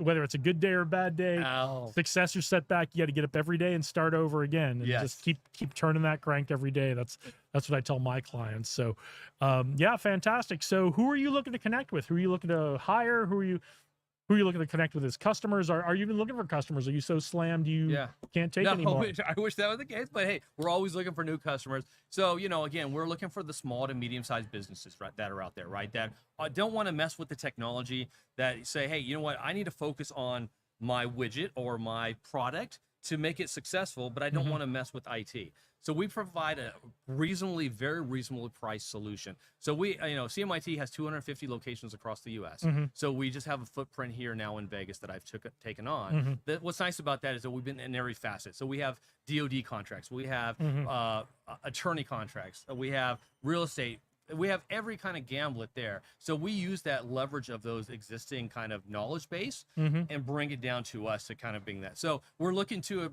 expand, especially in the medical field, especially in the attorney field, because we have a lot of attorneys there, right? You know, and all the other facets to have small to medium-sized businesses and at a price that you guys can afford, right? Again, we're not, you know, our goal is to come in and not provide it. And another approach is like for Tech Alley anyways, like, you know, is to get the motivator, get the innovators, right? Hey, I have this solution. I want to try this out, right? So we're working with this trucking company and says, hey, I want to automate my BOL system. Great. You know, so guess what? There's people that do workflows, and I met them here at Tech Alley. So I'm able to connect those guys together and like, hey, you know what? Like, and what we can do as from CMIT is that we have 24/7 support desks, so we can supply their first level of support. So them as an entrepreneur, like I'm drowning in support calls, we could mitigate those and say, hey, we'll be your first level of defense, and say we can take on the smaller stuff, and then the bigger stuff we can kind of, you know, hey, say we can, Mr. Customer, level 2. Then we'll sit down with the person who created the app or their team to finesse that and make it a little bit better. Yeah, so if you are drowning in support calls or otherwise drowning when it comes to your technology, holler at your boy Adam. Yes, sir. And it sounds like you guys are very tech forward. So you're interested in helping bring new solutions. You're not interested in doing the same old thing for people, right? You're not interested in setting them up with a new phone and ticket system, Right. which a lot of companies would do. Say, well, Absolutely. you need our phone system, our ticket system, and that will help you. It sounds like you're interested in like let's bring in that AI chat bot. We'll help you Right. do that, and we'll take 95% of what people are looking for. They can talk to the chat bot and then filter into when they actually need to talk to a person. Correct, because you know, we're not trying to. We don't want to sell you on stuff that you don't need. We want to sell you on what's going to make you successful. What's going to make you grow. What's going to make you go out there and get more customers for you. So again, like, yeah, we can sell all those kind of off-the-shelf products, but at the end of the day, what's going to move your needle, right? And that's what we want to hear, listen to. My CIO is a corporate America guy. So what I'm finding in MSPs is that a lot of the MSPs are MSP guys, right? They're like, you know, hey, I was a hardware guy here, I was the network, which are great, right? But, you know, coming out of corporate America and having that visualization and bring that to small businesses, they like that because they're like, well, what is Hard Rock doing? What is Golden Entertainment doing? Because we want to mimic that same thing. Why shouldn't we be doing it too, Absolutely. right? So we can bring in that kind of Cool. view. So what are you excited about to see at the rest of Tech? What did you watch? What talk did you go to this morning? So this morning, I went to the marketing. So Okay. Karma, she's a great, yeah. She's with SBDC. She's actually helped us build and grow through our community as well. So if you haven't got started with SBDC, I highly suggest it. They're a great resource for free for small businesses that are starting. Whether you're starting a company from scratch or you're a franchise or wherever you're at in your mid-seam of your business, they're able to sit down with you and kind of go through that journey, right? So she's able to provide to me her marketing experiences. I'm very fortunate. She has experience with MSPs, but also she has that wide variety of like, what's going to move your business of where you're at today? Like, are you in your infancy or are you in your mid journey or are you developed, right? How much money are you spending in marketing? Is it enough money? Or, you know, how are you going to grow that? So it was a great segment. She kind of went into, you know, what are you offering for free? You know, like, are you offering, you know, booklets to say, hey, I want to know more about your product or your offering, or I want to know this or that. Get out there, you know, just kind of get out. Like you said, get up every day and just provide that kind of level. That's of awesome. What are you going to go see this afternoon? Oh, so I love the new innovations. What is it called? The startup Demo day? Demo day. Demo I time, love I that think one. they call it. Yeah, demo time. It's just you get everything from this kid out of high school that has this idea and he just wants to just let everybody know to, hey, this guy is like fully developed and ready for market kind of scenario. And it's really nice to see the verse of that, but it's a really cool product for us as entrepreneurs because we're like, that's a great idea. And there's no judgment, right? You know, you can come off the street and say, I have this idea, and you know, whether it's good, bad, or different, you don't get judged at that. And I like that, right? Because again, like, you know, some of those things are going to be great and some things are not, but at least you get it out there and say, you get that early feedback and say, should I proceed with this or should I not? Yeah, absolutely. Very, very supportive community here at Tech Alley. If you've got something you want to show off, come on down. All right. What is the big technology trend you're looking at that all business owners should be looking at right now? Oh my gosh, AI. You know, I think that's with the automation. right? I think everybody has their own automation. I think, you know, like the big guys that are doing some of the cool stuff is like Salesforce, right? Salesforce is your CRM tool. And what are the big guys doing with it? They're utilizing, I'm sure you heard of Einstein, which is their AI bot, right? Watson for IBM. Yep. So what are they doing with that? So not to disclose too much, but I think that that I can tell you that the bigger companies are using it to understand next best actions, how to create a like a marketing program or an outreach program to say, what should my employees do next? So I send them an email. Great. It comes back. I'm interested. So what should that employee do next? So what the big CRM companies are doing is giving that roadmap of saying, okay, you should give this person an offer, or but they're doing beta test, A/B testing on that to see is that pulling more people in. So it's building that robotic kind of action to feed that database, so you're getting that to understand what I need to do to close that deal, right? To get that next person to like your product, and it could be anything from a product to a application, whatever it may be. But it's getting that feedback that drives it. All right. Well, if you're looking for some help with your sales funnel, think about incorporating some AI into that. Absolutely. And go see Adam. Adam, tell everyone where they can find you and how to reach you and all that good stuff. Absolutely. So cmitsolutions.com. That's cmitsolutions.com. You can come to our website. It kind of gives our portfolio of offerings, see all of our, you know, our blogs and stuff like that. Also, you can contact me at adam.lopez@cmitsolutions, and also 702-287-2577. And it sounds like you'll be able to see Adam here at Tech Alley every month. Every month. Every third Saturday of the month down here at Taverna Costera, corner of Charleston and Main, downtown Las Vegas. If you're not in Las Vegas and you're thinking of coming to Las Vegas, come out for the third Saturday of the month. And if you are in Las Vegas and you are interested in tech, I don't know why you're not already down here today, but get on down here today and every third Saturday of the month. Adam, it was great to meet you. Hey, the pleasure. So thanks. Thank you so much. Have a great day.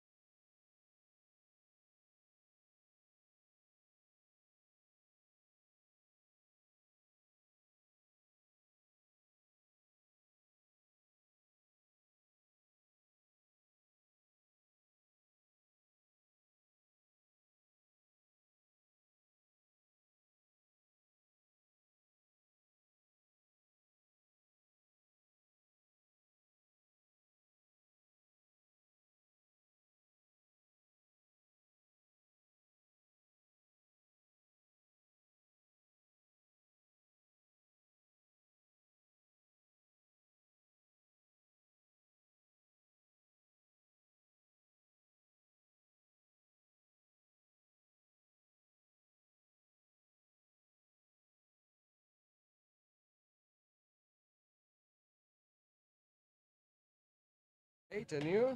Good. Marcus, I know. is this your first Tech Alley? Yes. Oh, what do you think? Amazing. Yeah, great community here, right? And it's pretty big. I mean, it's much bigger than I expected, actually. Yeah. It's growing a lot, the tech community So- here. So, well, tell everybody, tell our audience. I know some of you from watching Marcus's podcast episode know what he's about, but tell the folks who don't know what you're about. Perfect. We have a startup in Vegas. We do robotics as a service. So we automate factories in all North America, installing robots, doing the jobs that nobody wants to do it. Yeah. So tell us a little bit, dive in a little deeper into what robotics as a service is. Yeah, the thinking behind was a need. So factories could not find people to fulfill some openings, and they would need some robots, right? But they would not have the capex to buy the machinery. So instead of, but they have the opex to pay that labor, right? So basically, we solve that problem, bring in robots using that opex that they had available. So basically, they rent the robots for as much as needed. for Right. how long So, as needed. so don't buy a robot, talk to Marcus and hire a robot as your employee.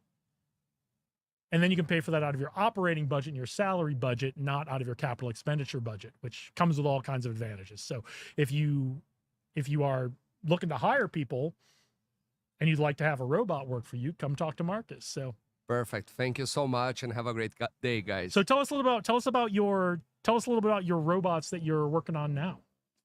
Well, we are gonna launch a new robot in the next month. It's like a 66 pounds robot. So basically, it's a stronger and bigger robot. Mm-hmm. So it's more efficient, and we can do more palletizing for bigger boxes, let's say. Yeah. So what your current technology is you have robots that unpack pallets and pack pallets, right? Which is really great because that's a thing. All that repetitive motion is really bad for human beings, but it's really great for robots. And so we can free up people to do things people are good at and not injuring people. And the robots can do that work for them, and they can do that all day long. They can do that all night long. They never get tired. They never need to be fed. They can work in the dark. They don't even need lights, right? So That's a very interesting point that you're bringing now is about energy, right? And being green. So if you have a factory with plenty of robots, you don't need lights, you don't need AC, you don't need transportation for all the CO2 emissions. So also for the environmental thinking, robots are a great assets that we should consider it more. yeah. So this is your first Tech Alley. Yeah. What talk did you go to? One of the morning talks, or are you just getting here now? Yes, I just watched a talk basically about VC. Okay. Yeah, and it was very interesting to learn. So you watched Kurt Walker's "Who's Got My Money" talk, Exactly. and our next guest, I guess, was the moderator of that talk. So Exactly. and are you guys raising money right now? Yes, we'll be raising 5 million in the next 6 months. Okay. So we are looking for a building right now to expand our operations because, as you saw, in person, I don't have any more space at all. No, you guys are maxed out on space, and if you're Yeah. trying to bring some new robots online, you need a little more space to do that. So that was your talk you went to this morning. Who's Got My Money? What are you excited to see at Tech Alley for the rest of the day? I'm not sure yet. I need to check the schedule now. Okay. I didn't have time.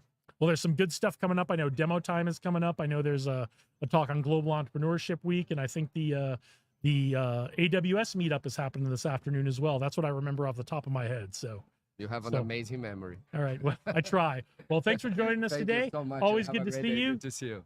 Thank you, guys. Have a good day. Hey, Alyssa, come on in. Should we both come up? Can you Can we share a microphone? I know you it's- guys are certainly welcome to share a microphone. Don't grab one of those chairs because I think they're all broken. Grab one of the chairs from somewhere else. And it's a cardioid mic. Sure. No, the bar stool will be fine. I think that chair that bag is on is probably okay too. Hey, Dave, there is a tripod for you for when you go do your talk.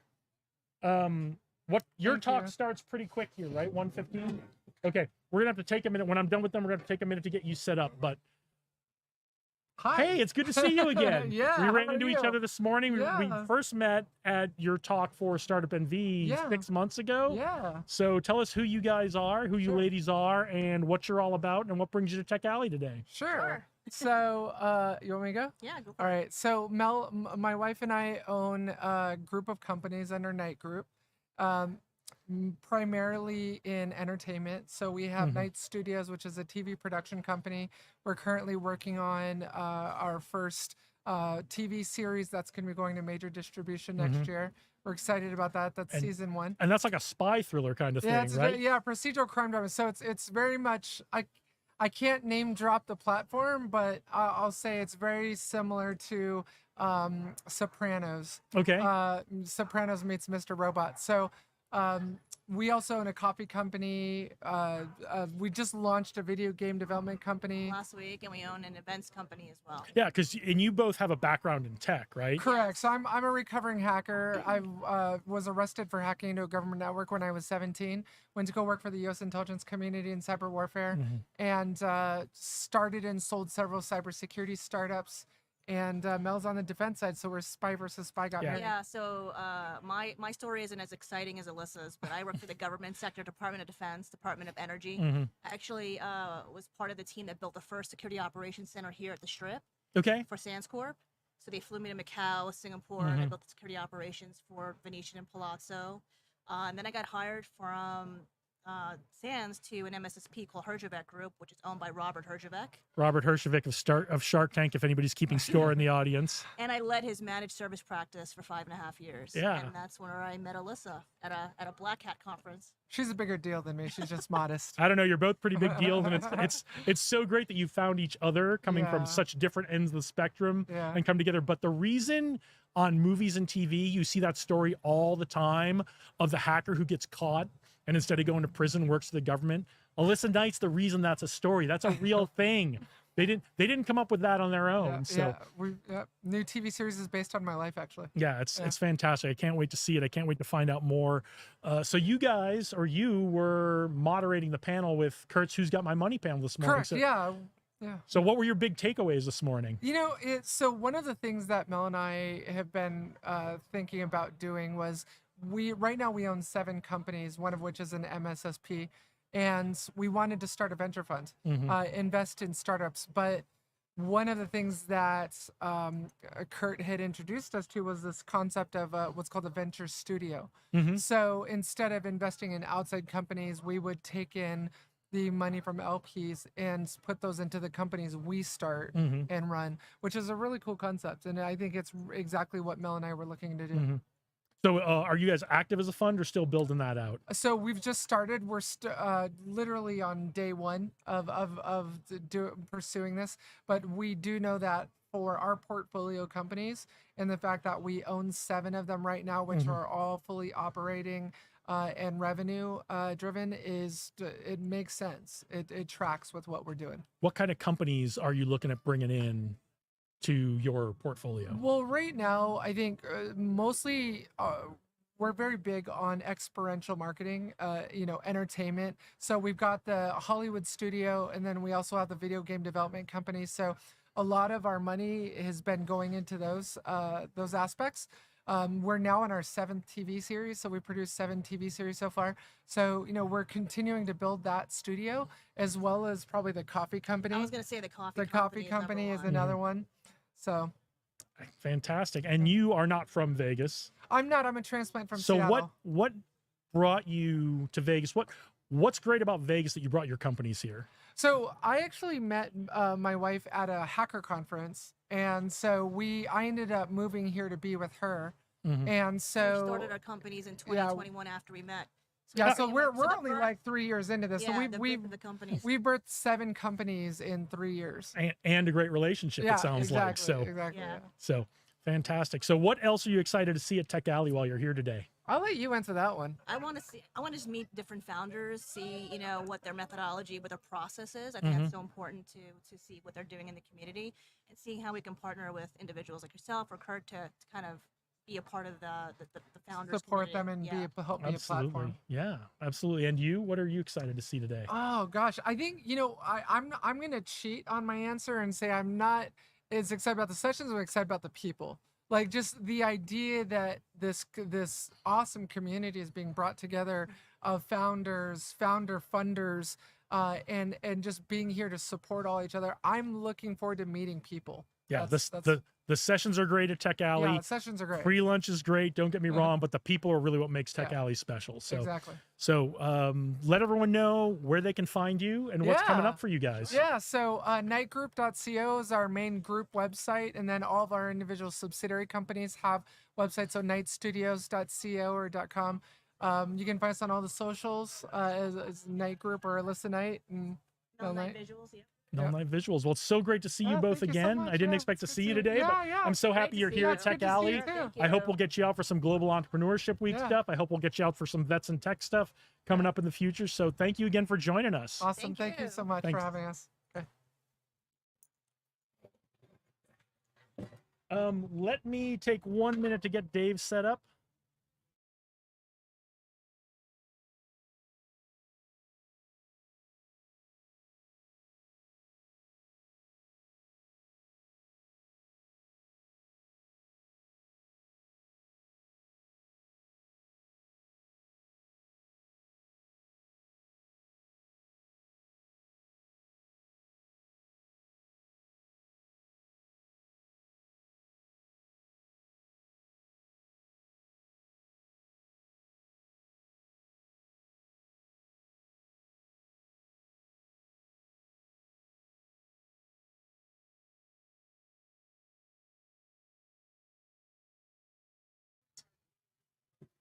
All right. Well, welcome to Live from Tech Alley. Thank I you love your so much outfit. You for look very having me. you look very 70s. Oh, thank you. I doing my Canadian tuxedo today. You're Canadian. For those of you in the audience who aren't aware of what that means, she's in denim. So Gina, tell us what brings you to Tech Alley today. Tell us what you're all about. Yeah, so I'm a social media strategist. Okay. Right now, I'm focused on helping founders create and monetize their personal brand. Okay. So yeah, today I'm just here today to learn and also see who I can help and maybe how I can help them. Oh, fantastic. Is this your first Tech Alley? This is my second. Your second Tech Alley. So, and Yeah. are you from Vegas or where are you from? I just moved here a year ago. Okay. Yeah, so fairly new. I'm a California transplant. Okay. I think like many. NorCal people. or SoCal? Both. I'm Both. originally from the Bay Area. Okay. But I was in LA for the last 10 Okay. years. Very cool. What were you Yeah. doing in LA? Were you doing marketing and media and that kind of stuff? Exactly. So, yeah. so what was your background in that kind of stuff? Yeah. So my background, I've worked across high growth startups. I did the corporate thing, Okay. also working for big tech on the agency side as Okay. well. So everything from developing branding to content, Mhm. influencer marketing, partnerships. So all of that experience has kind of laddered up to what I'm doing now. Nice. That's fantastic. So you're here now. You're getting out of the big leagues, Yeah. and you're looking to help people move up into the big leagues. It sounds like. Yeah, just looking to help people gain more visibility and Mhm. projects into what they're doing. I think, founders are obviously invested so much in what they're building, and it's so important to create visibility for yourself and what you're building Mhm. to ultimately help bring it to life, right? So What's your best piece of advice you're willing to give out for free on our live stream? Your best piece of advice to founders, tech founders, startup founders, or small business owners about increasing their visibility? Yeah, I would say to absolutely get on LinkedIn and start creating educational content, value-based content about what you're doing, what you're bringing to market, the problems you're solving, and ultimately creating that as a piece to start building value. So Mhm. I was also in the Where's My Money session with Kurt, and he was Who's got my money? great branding, by the way. And one thing he was talking about was the importance of starting to build those relationships really early on, right? Not when you actually need the funding, but building those relationships 8 to 12 months before you actually need that funding. So a great way to continue to keep in touch and share value and updates on what you're building is through making those connections and then continuing to share content and nurture those relationships on platforms like LinkedIn is also great to use tools like LinkedIn Sales Navigator to find and connect with the people that you're looking to either help grow your company, fund, or, add to your team. Well, where can everyone find you on LinkedIn? Yeah, so I'm at Gina Naknak, and that's my real last name. It's not a layup to a joke. Beat me to it, but okay. I guess I'm not the host anymore. So Gina Naknak, last name is spelled Nacnac. Guys, it's not easier than that. So look up Gina on LinkedIn. What is an important trend that founders, small business owners in media and marketing should be following right now? I don't know if I would call it a trend, but I would definitely say to leverage AI as much as possible. That's one thing that I'm working on bringing into my consulting practice to ultimately bring out tools that we can create to simplify the content creation process. So I would really just encourage founders to do something to what I'm doing with my clients, which is building a brand book, which is the foundation of what your personal brand is and what you're sharing, and uploading those as like resources to tools like GPT to help you come up with content ideas, script, write your sales pages, all of that. So really leveraging AI to simplify your creation process. Awesome. So what are some of those things? Again, I'm going to try to squeeze as much free Please. advice out of you as I can today. Yeah. What are some of those things that should go into that brand book besides scripts and that kind of thing? Yeah, absolutely. So in your brand book, you really want to define your offer, your unique selling position, your ideal client profile. So not just demographics and psychographics, but really understanding what are their goals, challenges, fears, every desire, right? The more insights you know about them, the better, because then you can start to craft all of your marketing messages around that foundation. So I really encourage, especially founders that are in the kind of research and development phase, to get on as many discovery calls as possible, gather those insights, have a tool like an AI meeting note taker in those meetings, taking notes. I like to download those transcripts, upload it to GPT and say, summarize the insights related to their goals, challenges, and then continuing to build out that ideal client profile, I think is really great. So those are some of the key foundational elements for the brand book. So go work on that. And if you're having trouble with that, find Gina Naknak. That's really fun to say. Naknak. I'm into it. Yeah, so find Gina if you're having trouble with that or need a little bit of advice. And where can everyone find you? Yeah, so again, just at LinkedIn at Gina Naknak. I'm also on all of the other platforms, Instagram, TikTok. I wouldn't be a good social media person if I wasn't, but LinkedIn is definitely my primary platform, so that would be the best. All right. Well, we're all gonna go and check you out on social media and see how your branding is. Yeah. And see how it goes. So, what else are you excited to see at Tech Alley today? Yeah. So actually, I'm going to jump into a talk with Jackson. He's going to go into AI tools for content creation. So again, continuing to learn about all of those cool things. I think he's going to talk about a tool that you can actually use as a deep fake. I know that that's kind of a dirty word these days. But being able to clone yourself to create video content. I know two companies that are doing that right now for lack of a better word, for legit marketing purposes, because you can only create so much. If you're a content creator, you can only create so much content on your own. But if you genuinely want to create more content, and sometimes you really need to flood your channels with content to get the reaction you're looking for. Why not work with some of these companies? And again, don't do nefarious things. Don't be bad. But yeah, there's a bunch of companies out there doing that, and so that's really interesting. I think that'll be a really great talk. So yeah, absolutely. So all right, well, I hope you'll come back and see us again in the future. Thank you. So I definitely want to get your info and connect with you. I've got your info on LinkedIn, so I'll reach out to you. But please. But we'll connect up. And you told us where you can reach us. You told us what you're excited about. Any last things you want to leave our audience with? I think, really just an encouraging word about, creating. I think that a lot of people, as they're creating, it becomes a very discouraging process because you feel like you're kind of yelling into the void of social. And I know how that feels. You're wondering, does this really matter? Is anybody really watching?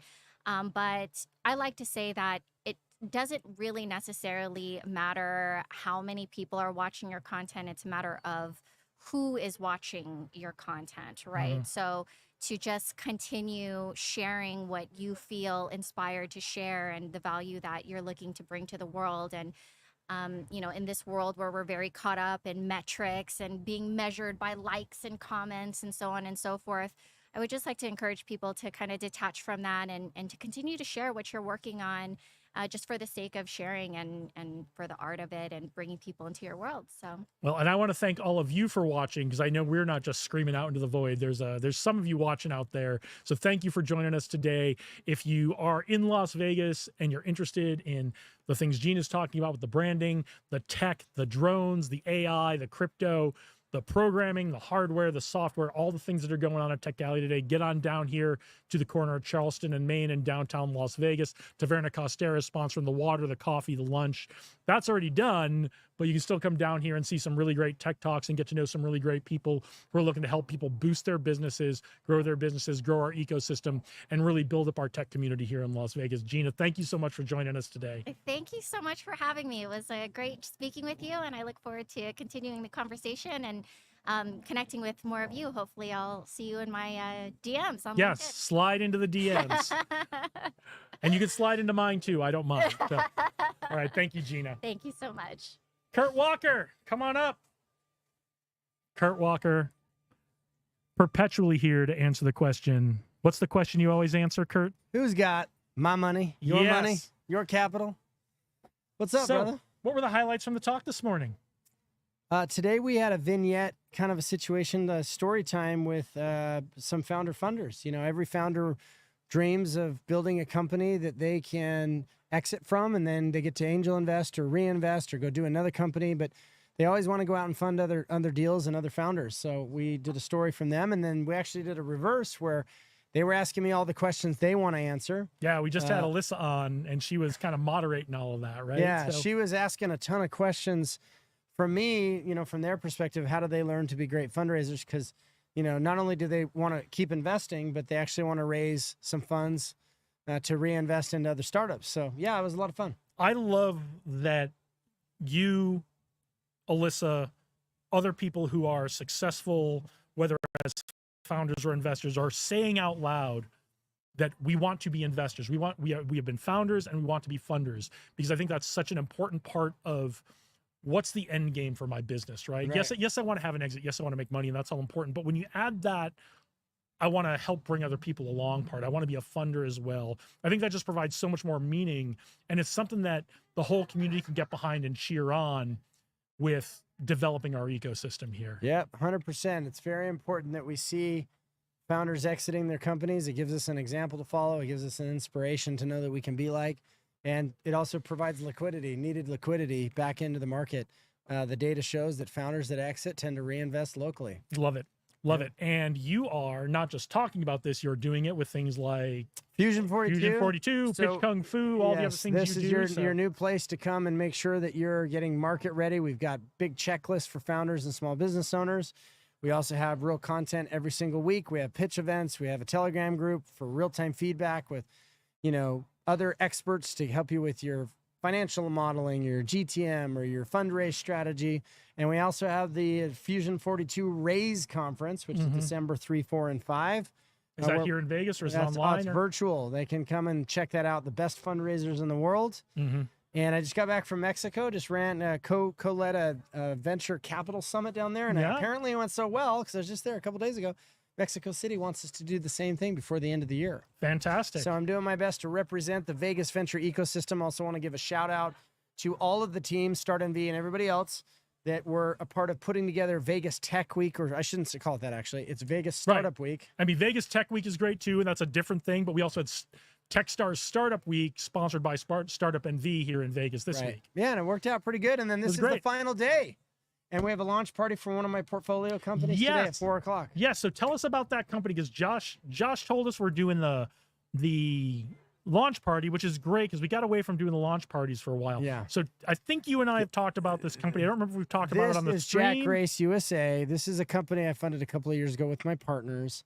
It's a golf athletic kind of leisure lifestyle brand. We do shoes, we do belts, we do a bunch of other stuff. And the shoes are pretty nifty. Yep. And yeah, it's going to be cool. We've got some new products coming out next season. And the reason we invested in it, because it was complementary and adjacent to another company we did that was in the tech space that's actually at all the golf courses. And so it made sense to invest in Jack Grace, and great brand. And we're excited to see it continue to grow. And we've got some product placement and some movies coming out. And Yeah, there's like a branding play along with that and everything, right? Yep. And so it's been fun. I don't golf, but I like the shoes. I like the gear. I like the style. And it's fun to get involved with great founders and great projects. Well, I do golf, so I'm gonna have to go check those guys yes, out. that's right. So, and I don't golf well, but I do golf. So, Okay. so what? You've got your finger on the pulse of so many things. You're so tied in. What are some things that, whether you're a founder, whether you're a funder, whether you're a small business owner, whether you're just someone interested in tech who's watching, what are some things everybody should be paying attention to right now? Well, many people know we're building a funding engine. Basically, think of it as a capital matching engine. We are scraping all of the data out there. We're seeing what funders say versus what they do, what VCs are actually funding. And we are releasing every single week the new reports of new funds that are just launching. So 3 weeks ago, 7 new funds. Last week was 21 funds. This week, 26 new funds with capital ready to deploy. So if you're a founder that's wanting to start getting prepared 6 to 9 months in advance to know whom you're going to pitch to, who are those 200, qualified sources you're going to pitch to get your 5 or 6 investors, and you don't have a network, we're doing it for you at Fusion 42, right here out of Las Vegas. We also had GITEX. Same time I was in Mexico. GITEX is kind of the CES of Dubai for startups. We took a bunch of startups to that, and we had our own Fusion 42 event in Dubai. Derek, the other co-founder, is based out there, and I heard that went really, really well. And so we're super excited to be involved in emerging markets and kick-ass venture ecosystems like Las Vegas. The important part that you might have missed is the phrase capital ready to deploy. That's right. There is capital in Las Vegas and all over. Access to capital is not the issue that a lot of people think it is. Right. But you need to do the right things to get yourself prepared to go pitch investors. Right. And you can do that by getting involved in Fusion 42, Pitch Kung Fu, all the other things Kurt is doing to help you become a founder who's ready to pitch investors and a founder who's ready to have a successful company so you can become a founder funder later on. Absolutely. Absolutely. Market readiness is 80% of being, raise ready. Most founders want to skip that process of going and collecting hundreds, if not thousands, of feedback from the customer, using that to inform what you build. And then once you've got something that's ready to do as an MVP and you're about to go build, that's the time to raise, not before. You won't be successful in raising. We'll teach you to be fundraising fluent. If you haven't asked 100 people, you're not ready yet. Minimum. Yeah, absolutely. Minimum. Yep. So, Kurt, always a pleasure. Thanks for joining us today. Absolutely. We need to catch up sometime off of the stream. We should. Absolutely. Are you ready, Eric?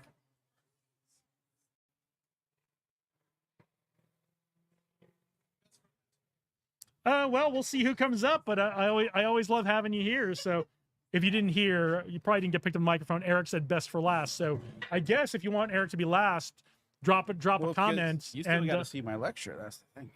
Well, that's the thing. We usually have a couple people who are like, hey, can I still get on? And so I have not been to a Tech Alley talk in 6 months since we started doing this. And that's not a complaint. I love doing this stream. I love getting to talk to all the people we do. So what's been going on, my friend? It's been 48 hours, I think, since I saw you. Not even. So Eric and his partner Lex were generous enough to come to the Small Business Expo and watch my speech on developing leadership and culture in your company and how that can spark the maximum performance very good for your company. And I didn't get it on video, but I'm available to give that speech to any organization who wants it. So holla at your boy. Yes, it was a very good job. Thank you. So what's been happening with you in the last 48 hours, but more importantly for our audience, what's been happening with you and your companies in the last month? Oh, in the last month, SEO's still all over the place. There's always been a big push for Google Ads because that's kind of the other side of SEO, and that's actually the topic of my lecture today is the difference and similarities of Google Ads and SEO. And it's a very interesting thing because they both are separate but both equal in a lot of things. And I think that if people knew what the differences were, how one is fast, one is slow over time, Mm-hmm. that, you know, people would be like, well, am I ready for this part or am I ready for this other part? Mhm. You know, but you could do them both at the same time. It's just that a lot of marketing agencies aren't really talking about both sides of the fence. They sell what they do best. Tell us why we shouldn't do both at the same time. So in the very beginning of a business, you should not be doing both at the same time. You need to look at what you need to get done quickly within a month. And with Google Ads, you could actually suffice with awareness campaigns right off the bat to get awareness for business. From that, you can start to develop your customers. You can start to develop more of your funnel. SEO could be done at the very, very beginning before you even go live with a website, but they both have to work in some way separate, in two separate Yeah, buckets. let me jump in a little bit on that. So Eric talked about being at the very beginning of a business. Some of you have businesses that you've been operating on word of mouth, referrals, all that kind of stuff for years, and you're doing really great with that, but you don't have much of a digital presence. Right.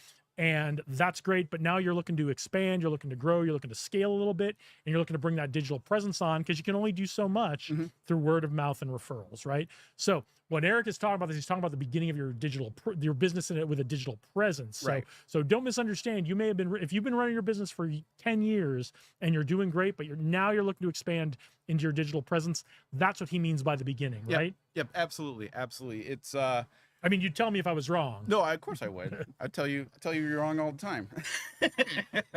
And he does. Don't worry. He cuts me down to size. He cuts me down a couple pegs on a regular basis. Oh, we've had God, it's been what, 2.5 years? Maybe even 3.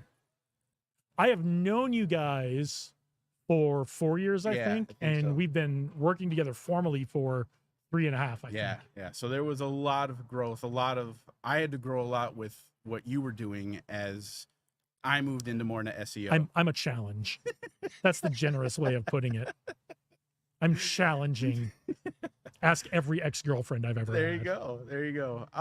You know, in hindsight, being when you're looking to expand a digital business or a business in general, whether you have a brick and mortar or you have an online business, we all know that marketing is what drives sales. Yep. It's what drives revenue. It's everything. And the thing is it comes down to a strategy.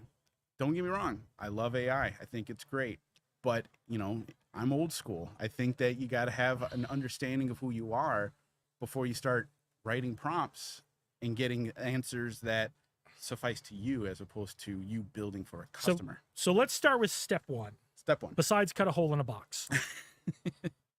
Let's start with step one. Whether Yep. you're starting a new business, you're thinking about starting a business, or you're a business that's looking to grow, scale, and you realize you need that digital presence now Yep. beyond the great work you've done over the last 10 years through referrals and word of mouth. What's step one?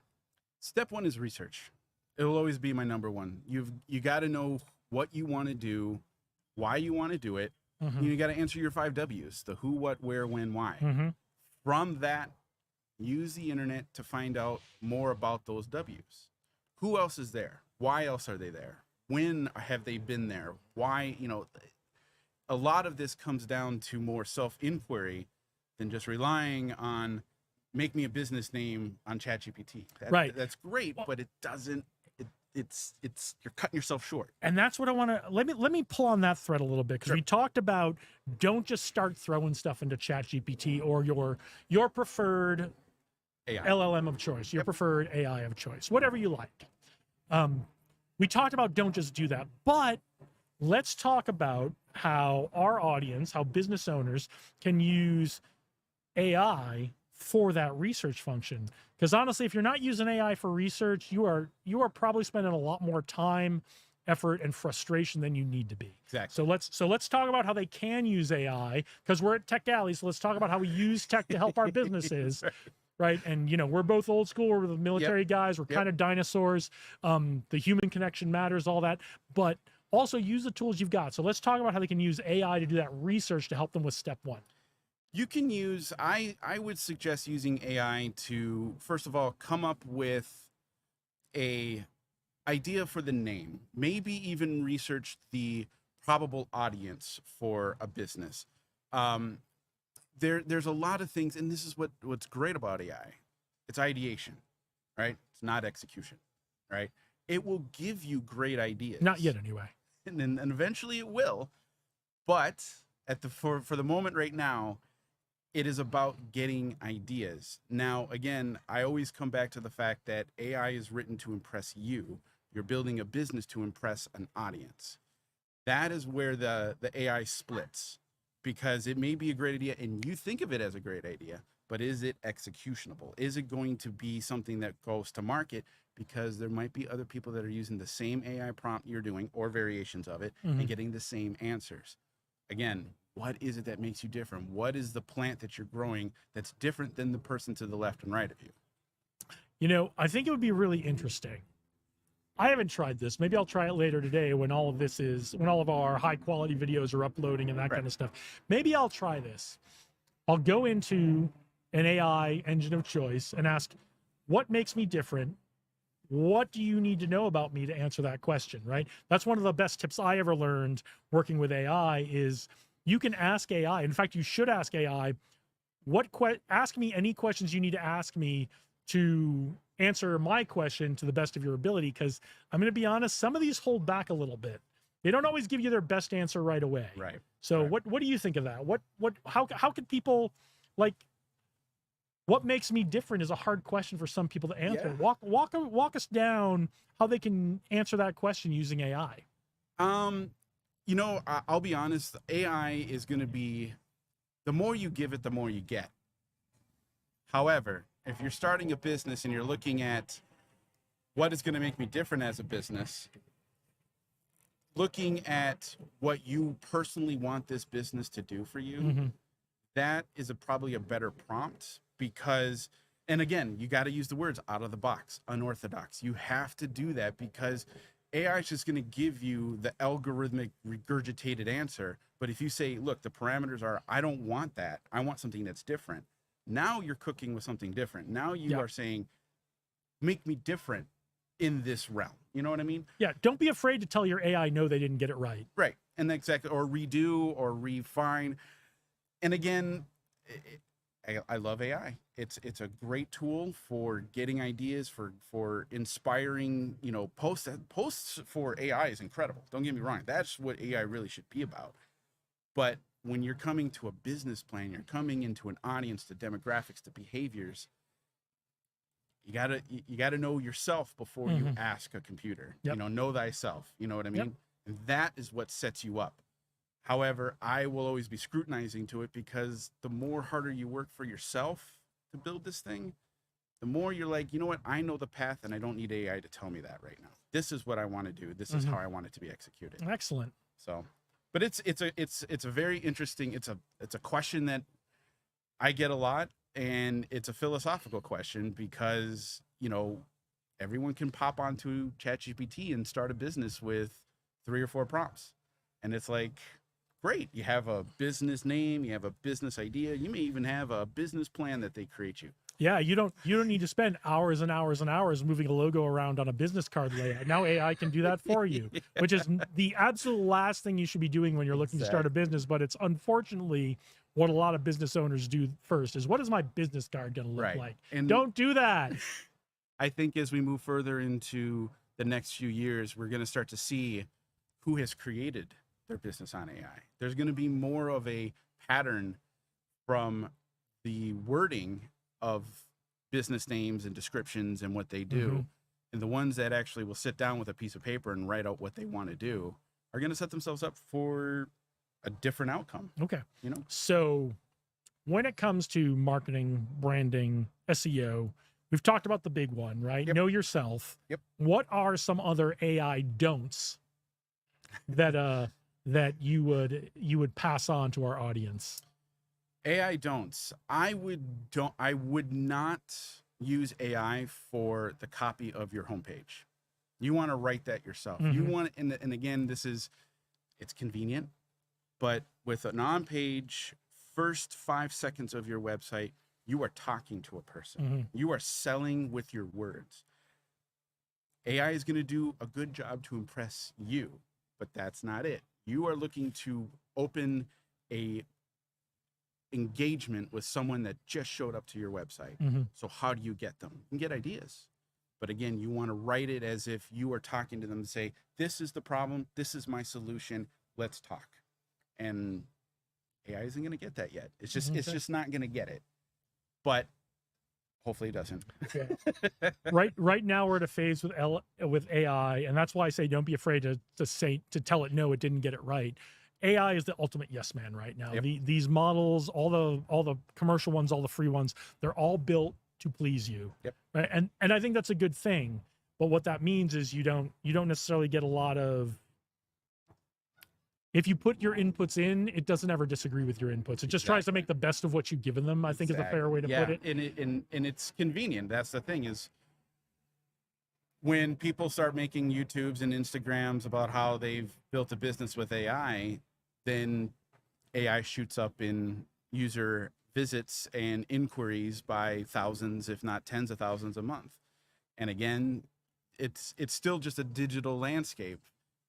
What are you different for? You know what I mean? What is it that you are bringing to the table that's different? And that's a hard thing to ask yourself. That's a laying in bed, looking at the ceiling at the night, say, what do I do about this? It's probably the hardest question an entrepreneur has to ask themselves Exactly. is what's really different about me? Because a lot of us, and I know myself included when I first started, were really afraid to kind of step out of the vanilla. Like, I don't want to alienate anyone, right? Yep. We all go through that. I want to keep people happy. I want as many customers as possible. So I don't want to be too different. I want to be popular, but I don't want to be different, right? Right. And we all know that doesn't work from high school. So what is the coolest thing you have seen AI do since the last time we talked? So the last time we talked on this stream. What's the coolest thing you've gotten it to do? Not just something you heard about. I've been able to the coolest thing is I've seen it do was I had an issue with social posting for an entire week. I had keywords, I had demographics, I had audience, and I threw it all in there. It was like a 2-page prompt. And I said, just give me ideas. Just fill up 25 different posts. And every single one hit. Every single one was like, that's incredible, that's incredible, that's incredible.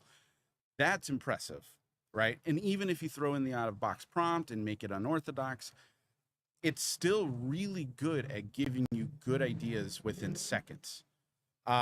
Even creating your own GPTs to do specific things that you need answers for. It's incredible. But again, that's good once you've had a business that's up in a while and you know it.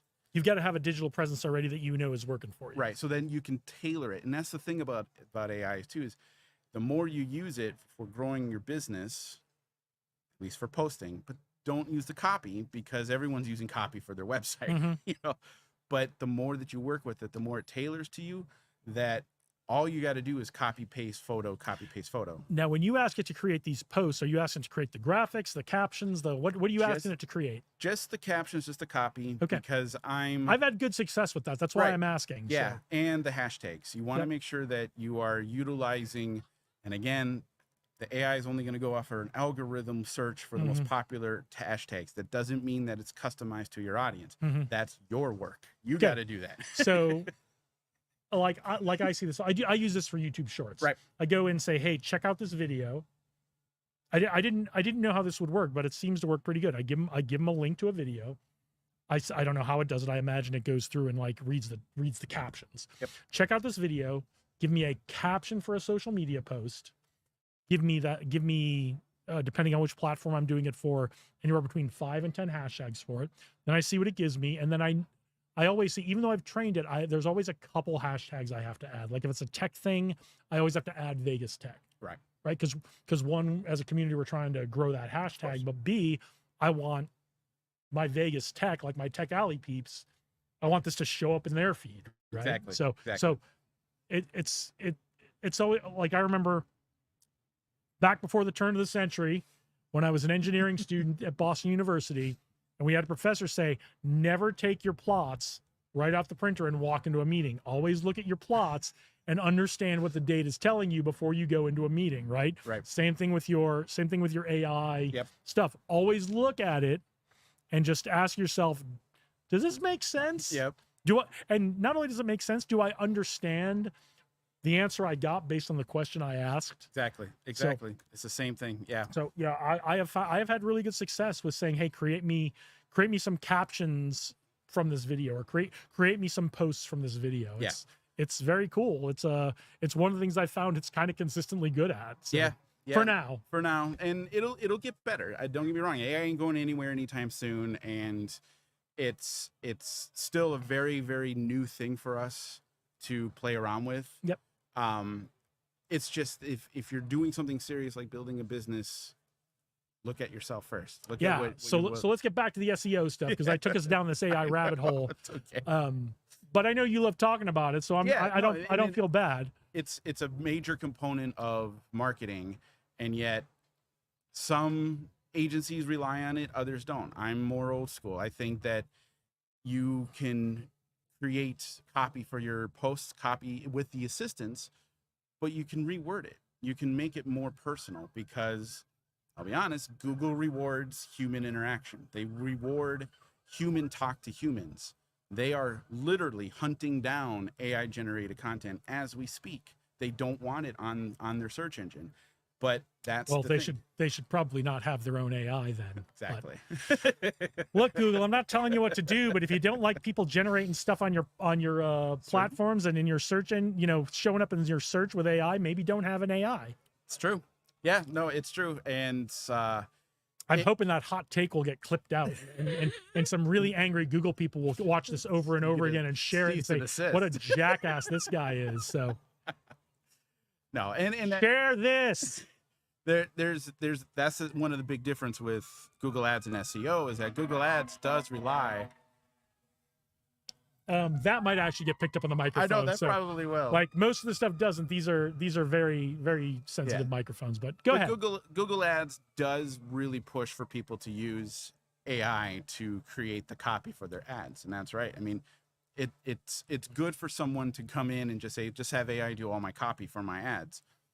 Okay, that doesn't necessarily work in the SEO world, because SEO is a longer journey, right? It's a turtle. Absolutely. It takes time. We've had our Oh, discussions. we've been working on this for my company for 3-ish years. Yep. And it's been a great journey, but we are not only have we been working on this long, we are always working on it. It's always, what do we do? What's new this month? What's worked? What are we sticking with? What isn't working? What are we throwing out? What new things are we going to do to replace that? Yeah. And it's being reliant on it helps to keep you happy. You know what I mean? It satisfies that that AI is working for you. So, and again, both of them are relied on keyword research too, knowing how to find the right words that get the most audience for the lowest competition. And that is what AI is not really doing, right? They're not looking at the longer tail keywords for Las Vegas business or something specific. They're just throwing you what is popular and what's expensive to purchase for a click, right? So there's a lot of moving parts with it, but it's pretty impressive, and it's certainly not taking my job away. It's actually making me way more efficient. Well, that's, I talk to people at AI all the time, whether it's on this stream or other podcasts. We just had on my other podcast, we had the founder of an AI company who's also the VP of another AI company, and the general and just like with the robotics stuff, because I've talked to a bunch of robotics people lately. No one's looking to get these things to take your job. We're looking to free you up to do things humans are good at and better at than robots or AI are. Right. And that's the reality, right? What Aoife, who we just interviewed on the Leader's Mindset on Thursday, her quote, what we opened the episode with the cold open with is, AI is not going to take your job. Someone who knows how to use AI is going to take your job. That's really the likely scenario. Now, what happens in 10 years, 15 years, 20 years? I mean, I think we're looking at a very different climate for business and the future of work. But in the short term, AI is not going to take your job. Someone who knows how to use AI is going to take your job. So, I agree. but I want to go back to SEO, because I keep pulling us down this rabbit hole. So We talked about it being a long journey versus, you know, so what are you going to talk about in the talk today? So the topic is Google Ads versus SEO, the similarities and differences out of them, how depending on where your business is at, there is Google ad campaigns that will actually help you, but both of them derive from keyword research. If you don't know how to look for the keywords or how to read a SERP, the search engine results page, you're not going to know the landscape that your business is focused in, right? Google Ads ends when they click on the ad. On-page SEO starts when they get to the homepage. So that's one of the big things is, you could have $1,000, $10,000 budget for Google Ads, but if they come to your homepage and there's spelling errors or there's negative space or there's a movie that rolls and it's slow, you're going to lose them. You're going to lose them, and the data will show within a month. Yep. So if your Google ads or other ads are working great, but your website is not converting to sales, we're not going to talk about it here. You got to come down and see Eric talk down at Tech Alley, or you got to reach out and holler at your boy Eric, and he could talk about it with you. And I'm sure he'll talk about it all day with you. Yes. So, but your talk is coming up pretty quick here. Yep. So 2:30, 2:40, 2 something. Yeah. 2 something. So if you love what Eric has to say, and you want to know more about what might be going on if your ads are converting great, but they're not converting to sales once you get to the website, you got to come down and see Eric's talk today, or you got to reach out to Eric. So get on down here to Tech Alley. We're at the corner of Charleston and Main in downtown Las Vegas. If you don't live in Las Vegas, if you're not in Las Vegas today, I can't really help you out. Eric can't really help you out today, but the third Saturday of every month is Tech Alley, and Eric is here talking about these kinds of things every third Saturday of the month at Tech Alley. So if you're not in Vegas today, but you're going to be in Vegas in the future, be here downtown at Taverna Costera on the third Saturday every month. Get to know Eric. And if you can't make it to Las Vegas, or you just don't want to for some weird reason, I don't know why you wouldn't, how can people reach out to you? So you can go to my website, SEOexpertlasvegas.com. I'm on all the socials as SEO Expert Las Vegas.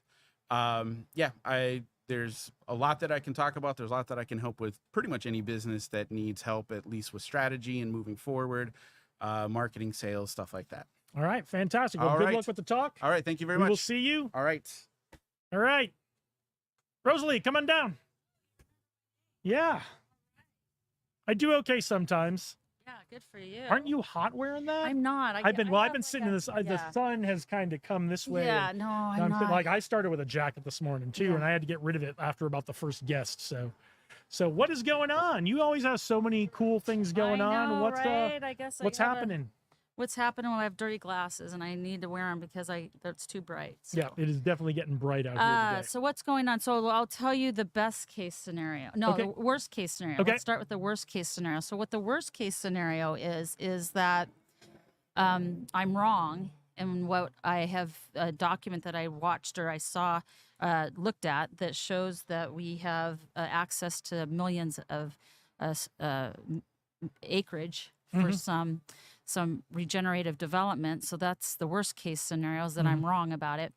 But the back end of it is that we can scale regenerative community that actually proves that we could be microgrids, and we have the data to prove it. And we're putting together that's the worst case scenario. Okay. I mean, so for a worst case scenario, and I actually can show the viability of that. It's not just pie in the sky or a hippie way of saying it, but we actually have a viable business model that shows that we have access to this land due to the way it was incorporated, and we'll go into it a little bit at another time, and that we have access to $1.5 billion that will show that the water issue is going to cost us about $1 billion to fix. Okay. But it will return its investment within 3 years. So that's a pretty good investment. Good numbers. Yeah, good numbers. So better than 5, but 3 better than 5, not as good as 1, but hey, but 3 return. A lot of investors would love to see an actual return in 3 years instead of 7 to 10. Yeah, for sure. And it solves a water and a power issue. So let's go back to the beginning for the folks who are just tuning in. Yeah. Regenerative communities. Yeah. What are they? They repair damage. So regenerative, by the definition, means repair damage. So you are looking at a problem, about 10% of the problem, and then you're spending 90% of your focus on the solution. And you use raw, honest data, not skewed bias data, but raw, honest data. And you first of all, you start with a virtual feasibility, because when you do it in a virtual way, you save yourself about 96% of a mistake. And then you do it in a little alpha test, which means, people that are like-minded get together, and they kind of have a common goal. So it's a little skewed, but you're starting with, a commonality, which you got to start somewhere. It's an easier lift. Yeah. If you're gonna start a project, you may as well start it with people who believe in it, not people who don't believe in it. There you go. Yeah. High five up on top. So, repairing damage. Yeah. What's the damage we're trying to repair here? So we're looking at the economics, the environment, and then emotional intelligence. Okay. So those are the three E's that we're working on. And we're starting with entertaining. So we start off with entertaining education. We're offering entertaining education. We're putting music and awareness symposiums together. Okay. Where there's a musician, and then in between we have panels of people talking about the solution. They identify the problem they're solving, and then they talk about the solution. So a little South by Southwesty. Yeah, inside of each other, though. So it's that you show up, but it's all audience participation, talking with the panel, asking questions. Next musician, then that panel talking about questions with the audience. It's not just somebody sitting up there listening to a bunch of people talk. They're actually asking questions, and they're getting real viable answers. So very cool. Yeah, and being held accountable. Very cool. So environment, economy, emotional intelligence. Yeah. Are we trying to do all three of these things at once? Are we starting with one? What are we doing? And then and I don't know whether to add another one to it. I think you're doing plenty. Yeah, I think so too. But governance, so it makes this That's a lot not an E. easier. I know. You got to find the E synonym. So the E may be something like or you've got to go find G synonyms for your other three. Or how about if we just say governance is part of emotional intelligence? Or we just dump the whole E thing and create a different construct. Whatever you want to do. We're actually naming as we go. We're a collaborative alliance. So Regenerative is a nonprofit. That's Regenerative, and we also have a local Sparks, which is a development corporation. The development corporation does business and real estate development, but they're careful about what they scale to make sure that they have solutions. I believe that you can solve a real big problem if everyone that's in the leadership positions that are making decisions for other people have a real track record of solving problems that have data to back that they actually are good at making decisions that benefit the many and not the few. So if we no longer had people on our names on our ballot, and the only way we had names on our ballot is when you show your abilities to actually make good decisions, and they scale and they profit and they are successful, then what if all the people that were on our ballot were like the cream of the crop, and the only ones that we could vote for were the ones that actually showed a track record? So well, I think we'd all love that, but that's probably not happening anytime soon. So my question now is, it can happen in 2 my question years. now is how do you get the folks who are in decision making? What are you doing to bring in the folks who are in decision making capacities, whether that's elected or civil service? How are you bringing them into the fold of what you're doing? So we're going to them first, because you always want your leaders in a position to be the heroes, not the enemy, right? So you go to them. And we need to go to the decision makers. You do. We go right to the decisions makers, and we let them know. I mean, I've reached out to the governor, the lieutenant governor, the sheriff, the water authority, Southern Nevada Water Authorities, UNLV. I mean, I can list. So I'm not trying. It's a big list. The point is she's doing the work to reach out to these people. Yeah, and it's nonpartisan. So let me just say, I have reached out to one of the highest people I know in the Democrat Party, and I also have reached out to the highest person I know in the Republican Party. So it's nonpartisan. This is everyone's included, and we're going to those people to say, listen, we have a solution, and what we need is for your help to, first of all, help us. We want to show you that what we're talking about makes sense to us, and let us show you how we have that assessment.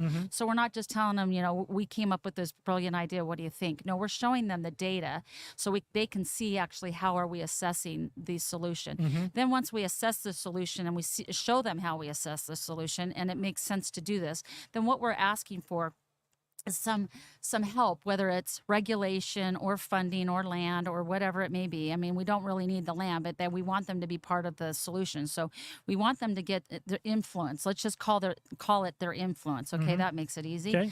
So we want them to use their influence to help us do little alpha tests. So then that's when we do these little alpha tests. Okay. And then we showcase the data from those that shows that what we said we were going to do, we did.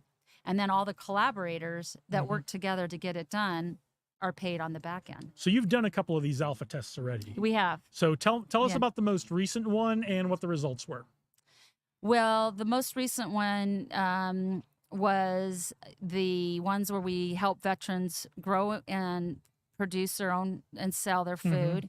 And we also helped people that were in prison get jobs, and we're actually now working on the road. And we also helped build affordable housing where they could actually 3D print a home with non-toxic commercial waste. So we've done an alpha test showing that those things make economic, environmental, and emotional intelligence, all three of them. Just to sum it up, there in these alpha tests that you do, there's a people piece of it, there's a technology piece of Yes. it, there's a societal benefit goal. Yeah. And in your most recent one, you've shown we can do the housing piece for veterans or for folks who are coming out of incarceration and trying to get back on their feet. We've shown we can get them jobs. We've shown there was a whole tech piece about the actual growing of the food. Yeah. You've done all that with your most recent alpha test. So these are a lot of time. I spent 20 years in the Air Force, spent a lot of time working with the government. There's a lot of people who will say, if you haven't solved the whole problem, we're not interested in the piece of the problem that you can solve, right? Yeah. And it's an excuse. Don't get me wrong. It's an Right. excuse. People Yeah. just don't want to deal with people. Yeah. And so they make an excuse of, well, if you haven't solved the whole problem, We have I solved don't the want to whole hear from you. problem. When you do these alpha tests, you're trying to solve as many pieces of the problems A as you lot can. of problems, yeah. So Yeah. what's your next alpha test coming up? Well, we got access to some documents that show that we, by right, have the access to this land. So the first thing we want to do is, and I've reached out, I'm working with UNLV, CSN, Nevada State University, UNR, the Clark County School District. Clark County School District, you have to be careful because you're talking about children and youth. So they have to have a different parameter there Yeah, because you'll figure it out, though. but we're working with the school, let's just say educators, so that them and their families can come together, and we're going to start having these educational music and awareness symposiums. So we're going to start putting on these events where people are coming together.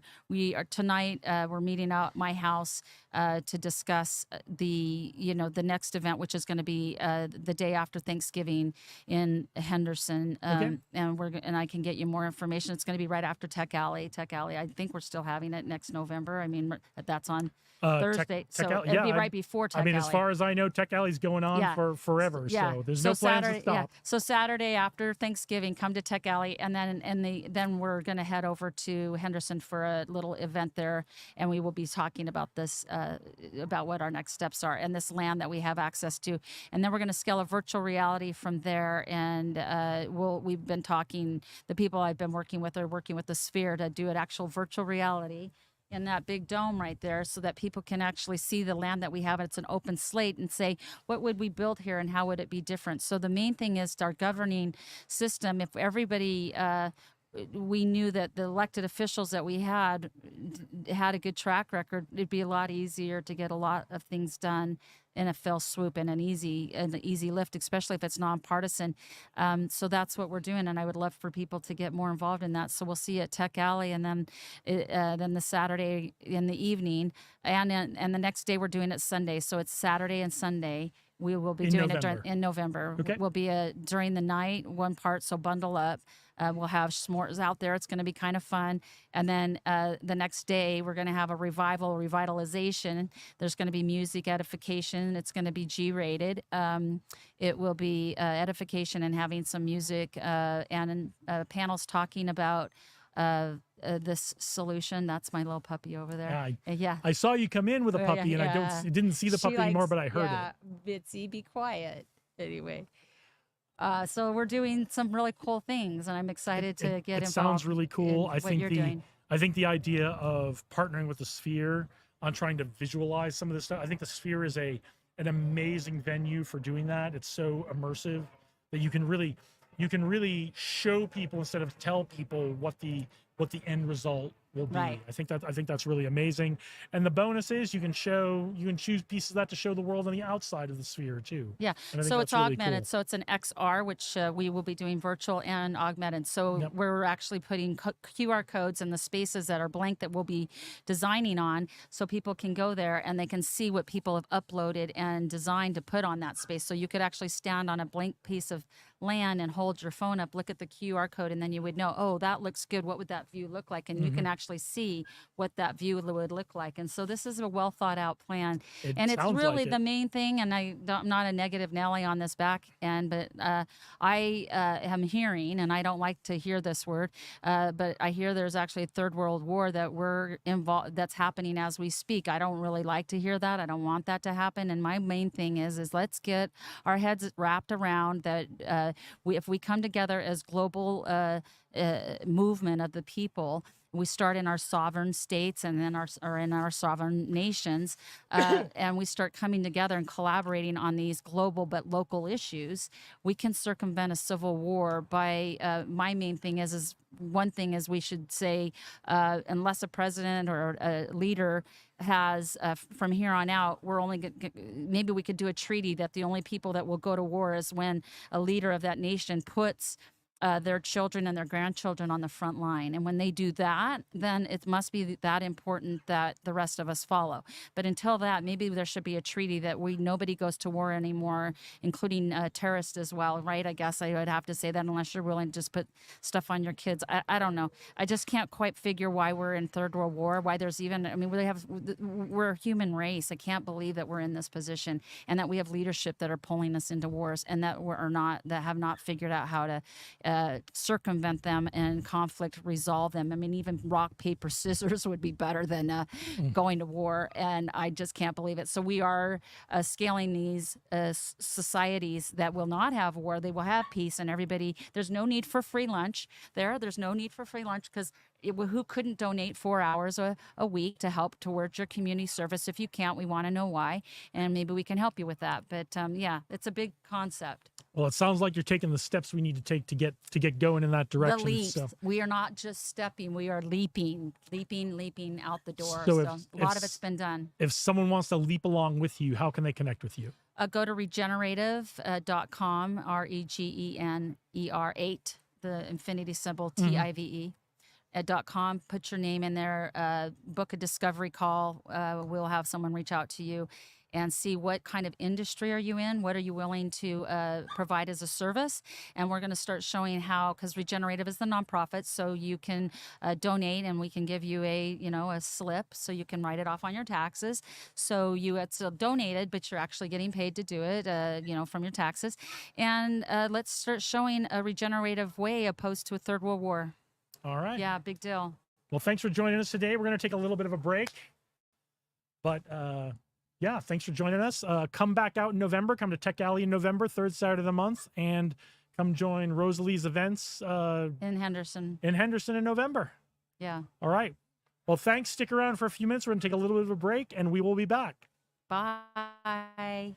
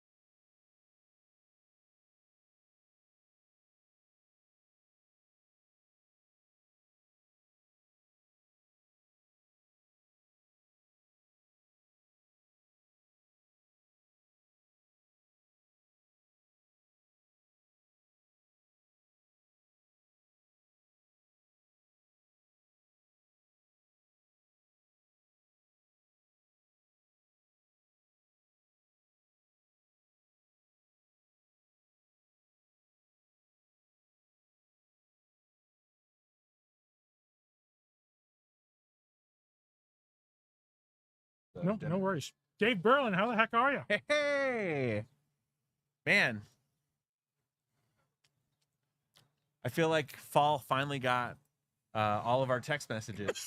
It was like yesterday woke up and it was like 40 degrees. It's like fall. I don't think I've ever been so happy for it to be cold in my life. Fall. It's like, hey, I got your messages. And like all of a sudden, all Oh, sorry, man. I've hey, been just saw your message. I've been in meetings all summer. I had no idea. I Yeah, had no right? idea you guys wanted me back so badly. Yeah. For those of you watching, it's not 1,000 degrees here Yeah. today. I know we were a little better last month. I think we were like 95. Right. So it wasn't 1,000 degrees last time, but this is like, for those of you who can't see, because you can't see the camera because you're looking through it, like we don't have an ice pack on it this month. Yeah.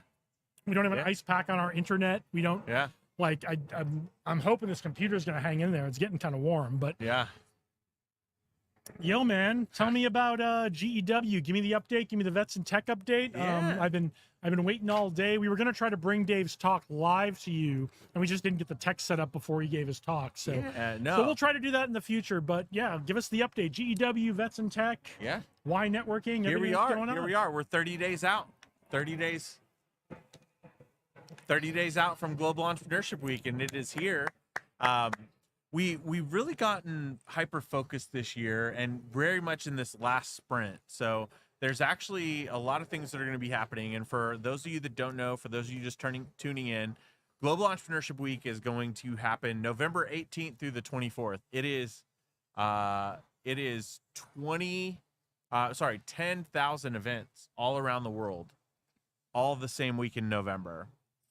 It just so happens to be this year, it's the same week as F1, not by design at our fault. It's actually, it's happening in so many other communities. Let's not even where worry about that's- whose fault it is. Yeah. Let's talk about the opportunity that Yeah. comes with having Global Entrepreneurship Week the same week as F1. Yeah, here in the Las Vegas. opportunity is great because And Vegas some is other on cool fire. events that Yeah. Vegas has decided to do the same week, right? Yeah. Downtown The has a whole city- thing they're doing. What is it? Neon Lights Festival. Neon I Lights think? Festival, yeah. We've got Corner Bar. They're going to be doing some stuff that's kind of a separate activation there. But no, this year we're really excited. We're already starting to get more events on the calendar. I think we're at like 20 events on the calendar. You can count which- me in for one. I just Yeah. need to get my act together and find a venue and put it together. There it is. So we'll get you on the calendar. And honestly, kind of had this aha moment this year. Global Entrepreneurship Network does a really good job of kind of doing this big impact report and seeing all the different types of entrepreneurs that benefit from being part of Global Entrepreneurship Week. So it's funny because back when I first started having these conversations 2-3 years ago, people would be like, oh, send me more information. Well, Global Entrepreneurship Network has these really good audience guides, and they're about 10-page reports of like how to get involved, why it's specific for these different audiences. And I will read it off because I don't want to miss anybody. Yeah, I want you to read off the audiences, Mm-hmm. and after you read off the list, here in Las Vegas, we've got some good representation from some of the Yeah. audiences. Let's talk about who we'd like to get representation Yeah. from, who we'd like to connect with for GEW, because there are some of those audiences that you and I and some of the folks Yeah. on the team don't have good connections with. No, you're right. And with that, we do have a few. The way the structure is right now, I'm the state coordinator. We have a few community organizers. We have Elias Benjaloon in North Las Vegas. We have Nadia and Lauren in Las Vegas. Nadia Russo and Lauren Jones. Yep. We also have Ben Leifsky and Henderson, Yep. and now our newest addition is Lourdes Madrigal with the Veteran Business Outreach Center up in Reno. So we've got the state covered for these volunteer community organizers. Where So we're, we've got the state covered. We've got City of Las Vegas. Yep. We've got Henderson. Yep. We've kind of got Clark County-ish. and then What we Reno, don't, yeah. and we have Reno, which Yeah. is great. What we don't have is North Las Vegas. Yeah, we do. Yeah, Oh, we do. Elias is North Las Oh, Vegas. Elias Yep. is North Las Yep. Vegas. Okay, but we don't have like Mesquite. Yeah, We don't have yeah. Searchlight. So we don't have Ely, and we know there's entrepreneurship going on in these communities. Yeah, so we're working with the governor's office to work on some of the rural entrepreneurs. I can't physically go down and chase all of those people because I don't even know where they are. or if they even care. So what we have right now is the Governor's Office of Economic Development is kind of rounding up all the rural entrepreneurs and figuring out where we can spend our best time. So we've got the geographic parts covered. Here's where we're looking for the very specific audiences. And all this comes from a big global impact report. They do a big study to figure out who benefits the most. But And they can find that at gew.org, right? yeah, gew.co is going to be where you find the global impact report. And then on the local level, if you go to gewnevada.com, you're going to find more of the local stuff that we've got going on. But here's the list of these very specific audiences.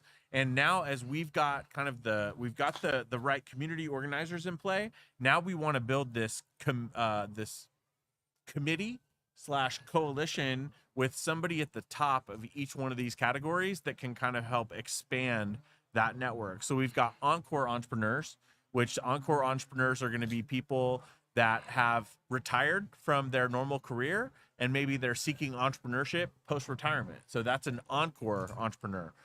Military and veteran entrepreneurs like myself, like yourself. Yep, I think we got that one covered, but that doesn't mean we don't. That doesn't mean we don't want you on the team. Yep. If you're interested, holla at your boys. If you're interested and you want more information, I got a 10-page PDF to tell you what's going on. Or just reach out and we can talk to you. Yep. We won't make you read stuff. We've got the chambers of commerce. So we've got Vegas Chamber, Henderson Chamber, Latin Chamber. We've got the Asian American Pacific Islander Chamber involved. So chambers of commerce. We talked about rural entrepreneurs. We're also looking for colleges and universities. So a lot of the different colleges, universities, even the what's it called? The community colleges all have some type of entrepreneurship program. So we want to be able to connect with them and make sure that we're able to amplify that Global Entrepreneurship Week is even happening. So if you're a student or faculty at College of Southern Nevada, UNLV, UNR, Nevada State College, some of the other medical schools we've got here. Yep. If you're interested in entrepreneurship or want to be part of this, reach out to us. We'll get you involved. Yep. We've also got policymakers and policy advocates. So a lot of the policies that go on really do affect entrepreneurship at a greater scale. So if you know anybody that's involved in policy for economic development, those are great connections as well. And that doesn't just mean government. That just doesn't mean government organizations, nonprofits who are interested in policy or have policies they want to advance, right? So, if you are interested in policy and advancing policy, you don't need to be a government person to do this. We're looking for people who are looking to advance policy in all areas, especially entrepreneurship. Absolutely. We also have a lot of the different demographics. We've got Black entrepreneurs, Latin entrepreneurs, Asian entrepreneurs, women entrepreneurs, LGBTQ entrepreneurs, and then even investors and makers as well. So makers being people that build things, right? Yep. So those are just a few of the categories. And to really be honest, if we were able to get one person to kind of stand up for each one of those communities and really get engaged with Global Entrepreneurship Network, then they help 3 or 4 events happen. And then those people get involved. And then it's, I didn't know Global Entrepreneurship Week is a thing. And then slowly this starts to kind of catch on like wildfire. And we go from literally having 20 events on the calendar to having 50 or 60 events on the calendar. And really, it's not to reinvent the wheel. We're not trying to recreate this whole series. We're not trying to compete against the other events and stuff like that are going on. We're just trying to show up, put dates on those calendars and be present for our community so we can do what I've always said, right? Connect the people of our city and our state and show the world who we really are. Yeah, and so you read off a whole list of audiences and communities we're trying to connect with. If you are an entrepreneur and you didn't hear a community that represents you on that list, we still want you to participate. Yep. Reach out to us. We will get you involved and we will get your community involved. Yep. So. www.gewnevada.com. All right. What else? What else you want to talk about? Everything else is really good. I mean, we've got Vets in Tech, I think, is really getting anchored in the community here. It's a really busy season for them because we've got the gala coming up in November, which a lot of people are still learning about what Vets in Tech is for Las Vegas and what it means for the state of Nevada. But in Silicon Valley, where it was born and raised, it's like They know. You know, they know, and they're getting excited because this is their big annual gala. Yeah, So we'll be and going we're going. for that. Yep, We're and, going. And the other part too is that Global Entrepreneurship Network and Vets in Tech have officially partnered. That's right. So we will be really pushing a lot of stuff through the military veteran entrepreneur space. And you and I are. We met some we've got a amazing front row folks ticket today for and that. had them on the stream who are going to be great folks to help Love us it. advance the ball with Vets in Tech. From one especially who is running an IT company and all excited about providing internships and jobs pipeline, not just for vets in general into the tech community, but we met some amazing folks today. I love that. We've really got some opportunities to push the ball forward with Vets in Tech. I love that. I know you got to head out. You're back to I another do. thing, but we will reconnect soon. I love it, man. All right. High fives. All right. We're going to take another quick break. I think we have one more person who we might want to get in the stream. So before we sign off, give me just a few minutes and hang in there with us, folks. Don't go away.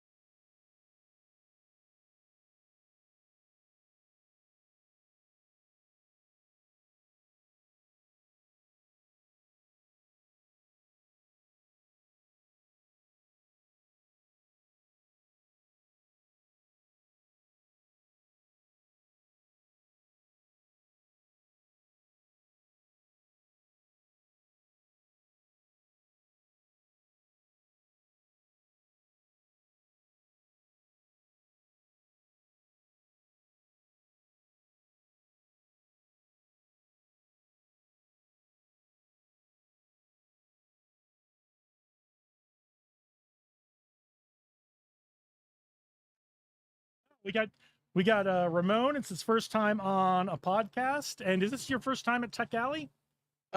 So I was doing I've been working with Startup NV for the last 2 years. And so I'm learning a lot, man. It's amazing. You know, it's amazing to be here as a photographer, also, you know, doing these events, but getting to learn and capturing these moments. Yeah. How did you get connected up with Startup NV?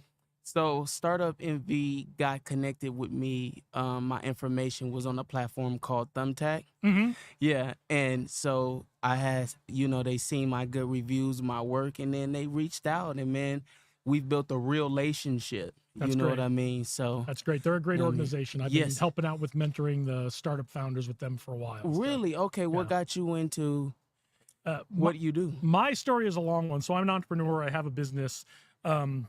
My business is I do leadership and strategy training for businesses. Oh, So for okay. leaders in businesses, corporate training, new managers, that's kind of stuff. Uh-huh. When I started that business, I was getting out of the Air Force, and I know how we teach leadership and how we do leadership in the Air Force, Mhm. and I wanted to learn about what's being taught in business school Right. about leadership and management. So I did my MBA at UNLV. Okay. So I did that. I found out there's not really a lot of nuts and bolts leadership being taught in business school. There's Correct. kind of some big picture stuff, but not a lot of like, how do you do stuff, Mhm. which is great for me because that's what I teach. Right. But as a side thing, I got involved with a group at UNLV called Rebel Venture Fund. Oh, okay. And Rebel Venture Fund is a student-led angel investing fund at UNLV. Yeah, I met them. Yeah, they're fantastic. It's still going strong. Great people. So a couple of investors donated money to the university about a little more than 10 years ago. They donated Okay. $500,000. Oh, There's been some more wow. donations then. And the students go through. The students decide which companies they want to see pitch, Yeah. which companies they want to invest in. There's a board of investors that the students have to go get approval from. Yeah. But the students are the ones doing the investing. They're the ones making the decisions on what to invest in. That's So amazing, man. it was a fantastic experience, and I got connected. So I graduated, and of course, once I graduated, I couldn't be in Rebel Venture Fund anymore. Correct. But shortly after COVID and the pandemic, I ran into one of the other students who I was in Rebel Venture Fund with, and they were working for Startup NV and said, "Hey, we always need people to give feedback on pitch decks and to be mentors to the founders, to give feedback and do that kind of thing to help them be ready for investment." So I right. started doing that a couple of years ago. So Oh man, that's Yeah. amazing. And where are you originally from? I grew up in Connecticut. Oh, okay. So- how long you been in Vegas? This time, almost 10 years. Oh, So I was stationed here in the Air Force from 02 to 07, and then went off and did a bunch of Air Force assignments. Then when I got out in 2015, I moved back here. Man, that's amazing. What would you say is the most profound experience just being around all things business with Startup NV, funding, investing, things of that nature? What I have learned is the most important thing, especially when it comes to tech, investing, entrepreneurship, is community. There's a lot of folks, there are still not as much as it used to be. There's a lot of folks trying to go it on their own here in Right. Vegas. Yeah, It's I kind of made a that Vegas mistake. thing. Yes, right? it is. A lot of folks are trying to go it on their own. Don't need anybody else, and they're just going to go. They're just gas pedal down, trying to go it on their own. And when we all start being part of community, supporting each other, what you put in is what you get out of it. Right, And correct. that idea of community is what really helps us succeed as individuals as well. So, Absolutely. Yeah. Well, man, thank you for talking to me. my pleasure. Thank you for talking to us. So Absolutely. good luck. How can everybody reach you if they're looking for a photographer? You can reach me at lcmstudioevents.com. Okay. Right. And at LCM Studios LV on Instagram. All right. Right. And, come to me. I'm the best event photographer in Las Vegas. All right. Well, you heard it here. If you need an event photographer, don't mess around with anyone else. Right. Ramon Singletary. Jump right to the best. All right, Ramon, thanks Thank for you, joining man. us today. Appreciate you, brother. And thank you all for joining us today. It's been a fantastic day here at Tech Alley. I know we got a little bit of a slow start this morning, but that's just part of the fun of doing a live stream in the great outdoors in Las Vegas. So we had a blast today with all of our guests. I'm not even going to try to remember everyone we talked to. We've got a bunch of notes. We've got a bunch of folks to reconnect with. Again, thank you for joining us. Your support means the world to us. If you found any of this useful today, please like it, please comment, please share this stream out to someone you think you can use it. Tech Alley's happening here in downtown Las Vegas every third Saturday of the month. We're centered around Taverna Costera. They're the sponsors, the main sponsors for the food, the water, the coffee. They let us stream live from their roof deck every month. It's always fantastic. They're always such a great help to us. We're down here in the middle of the Arts District, the corner of Charleston and Main. If you're in Las Vegas and you're interested in tech, if you're interested in AI, if you're interested in startups, entrepreneurship, drones, software, hardware, whatever it is having to do with tech or entrepreneurship, get down here the third Saturday of every month. The next one will be the third Saturday of November. We're here every third Saturday of the month. I hope you guys found this useful. I had a blast today. We'd love to see you down here. If you're coming to Las Vegas, plan your trip around the third Saturday of the month. Come down and see us at Tech Alley. Thanks to Josh Levitt. Thanks to James Roop. Thanks to Taverna Costera. Thanks to everybody who makes this live stream and Tech Alley possible. Keep watching. Keep developing your leader's mindset. Onward and upward.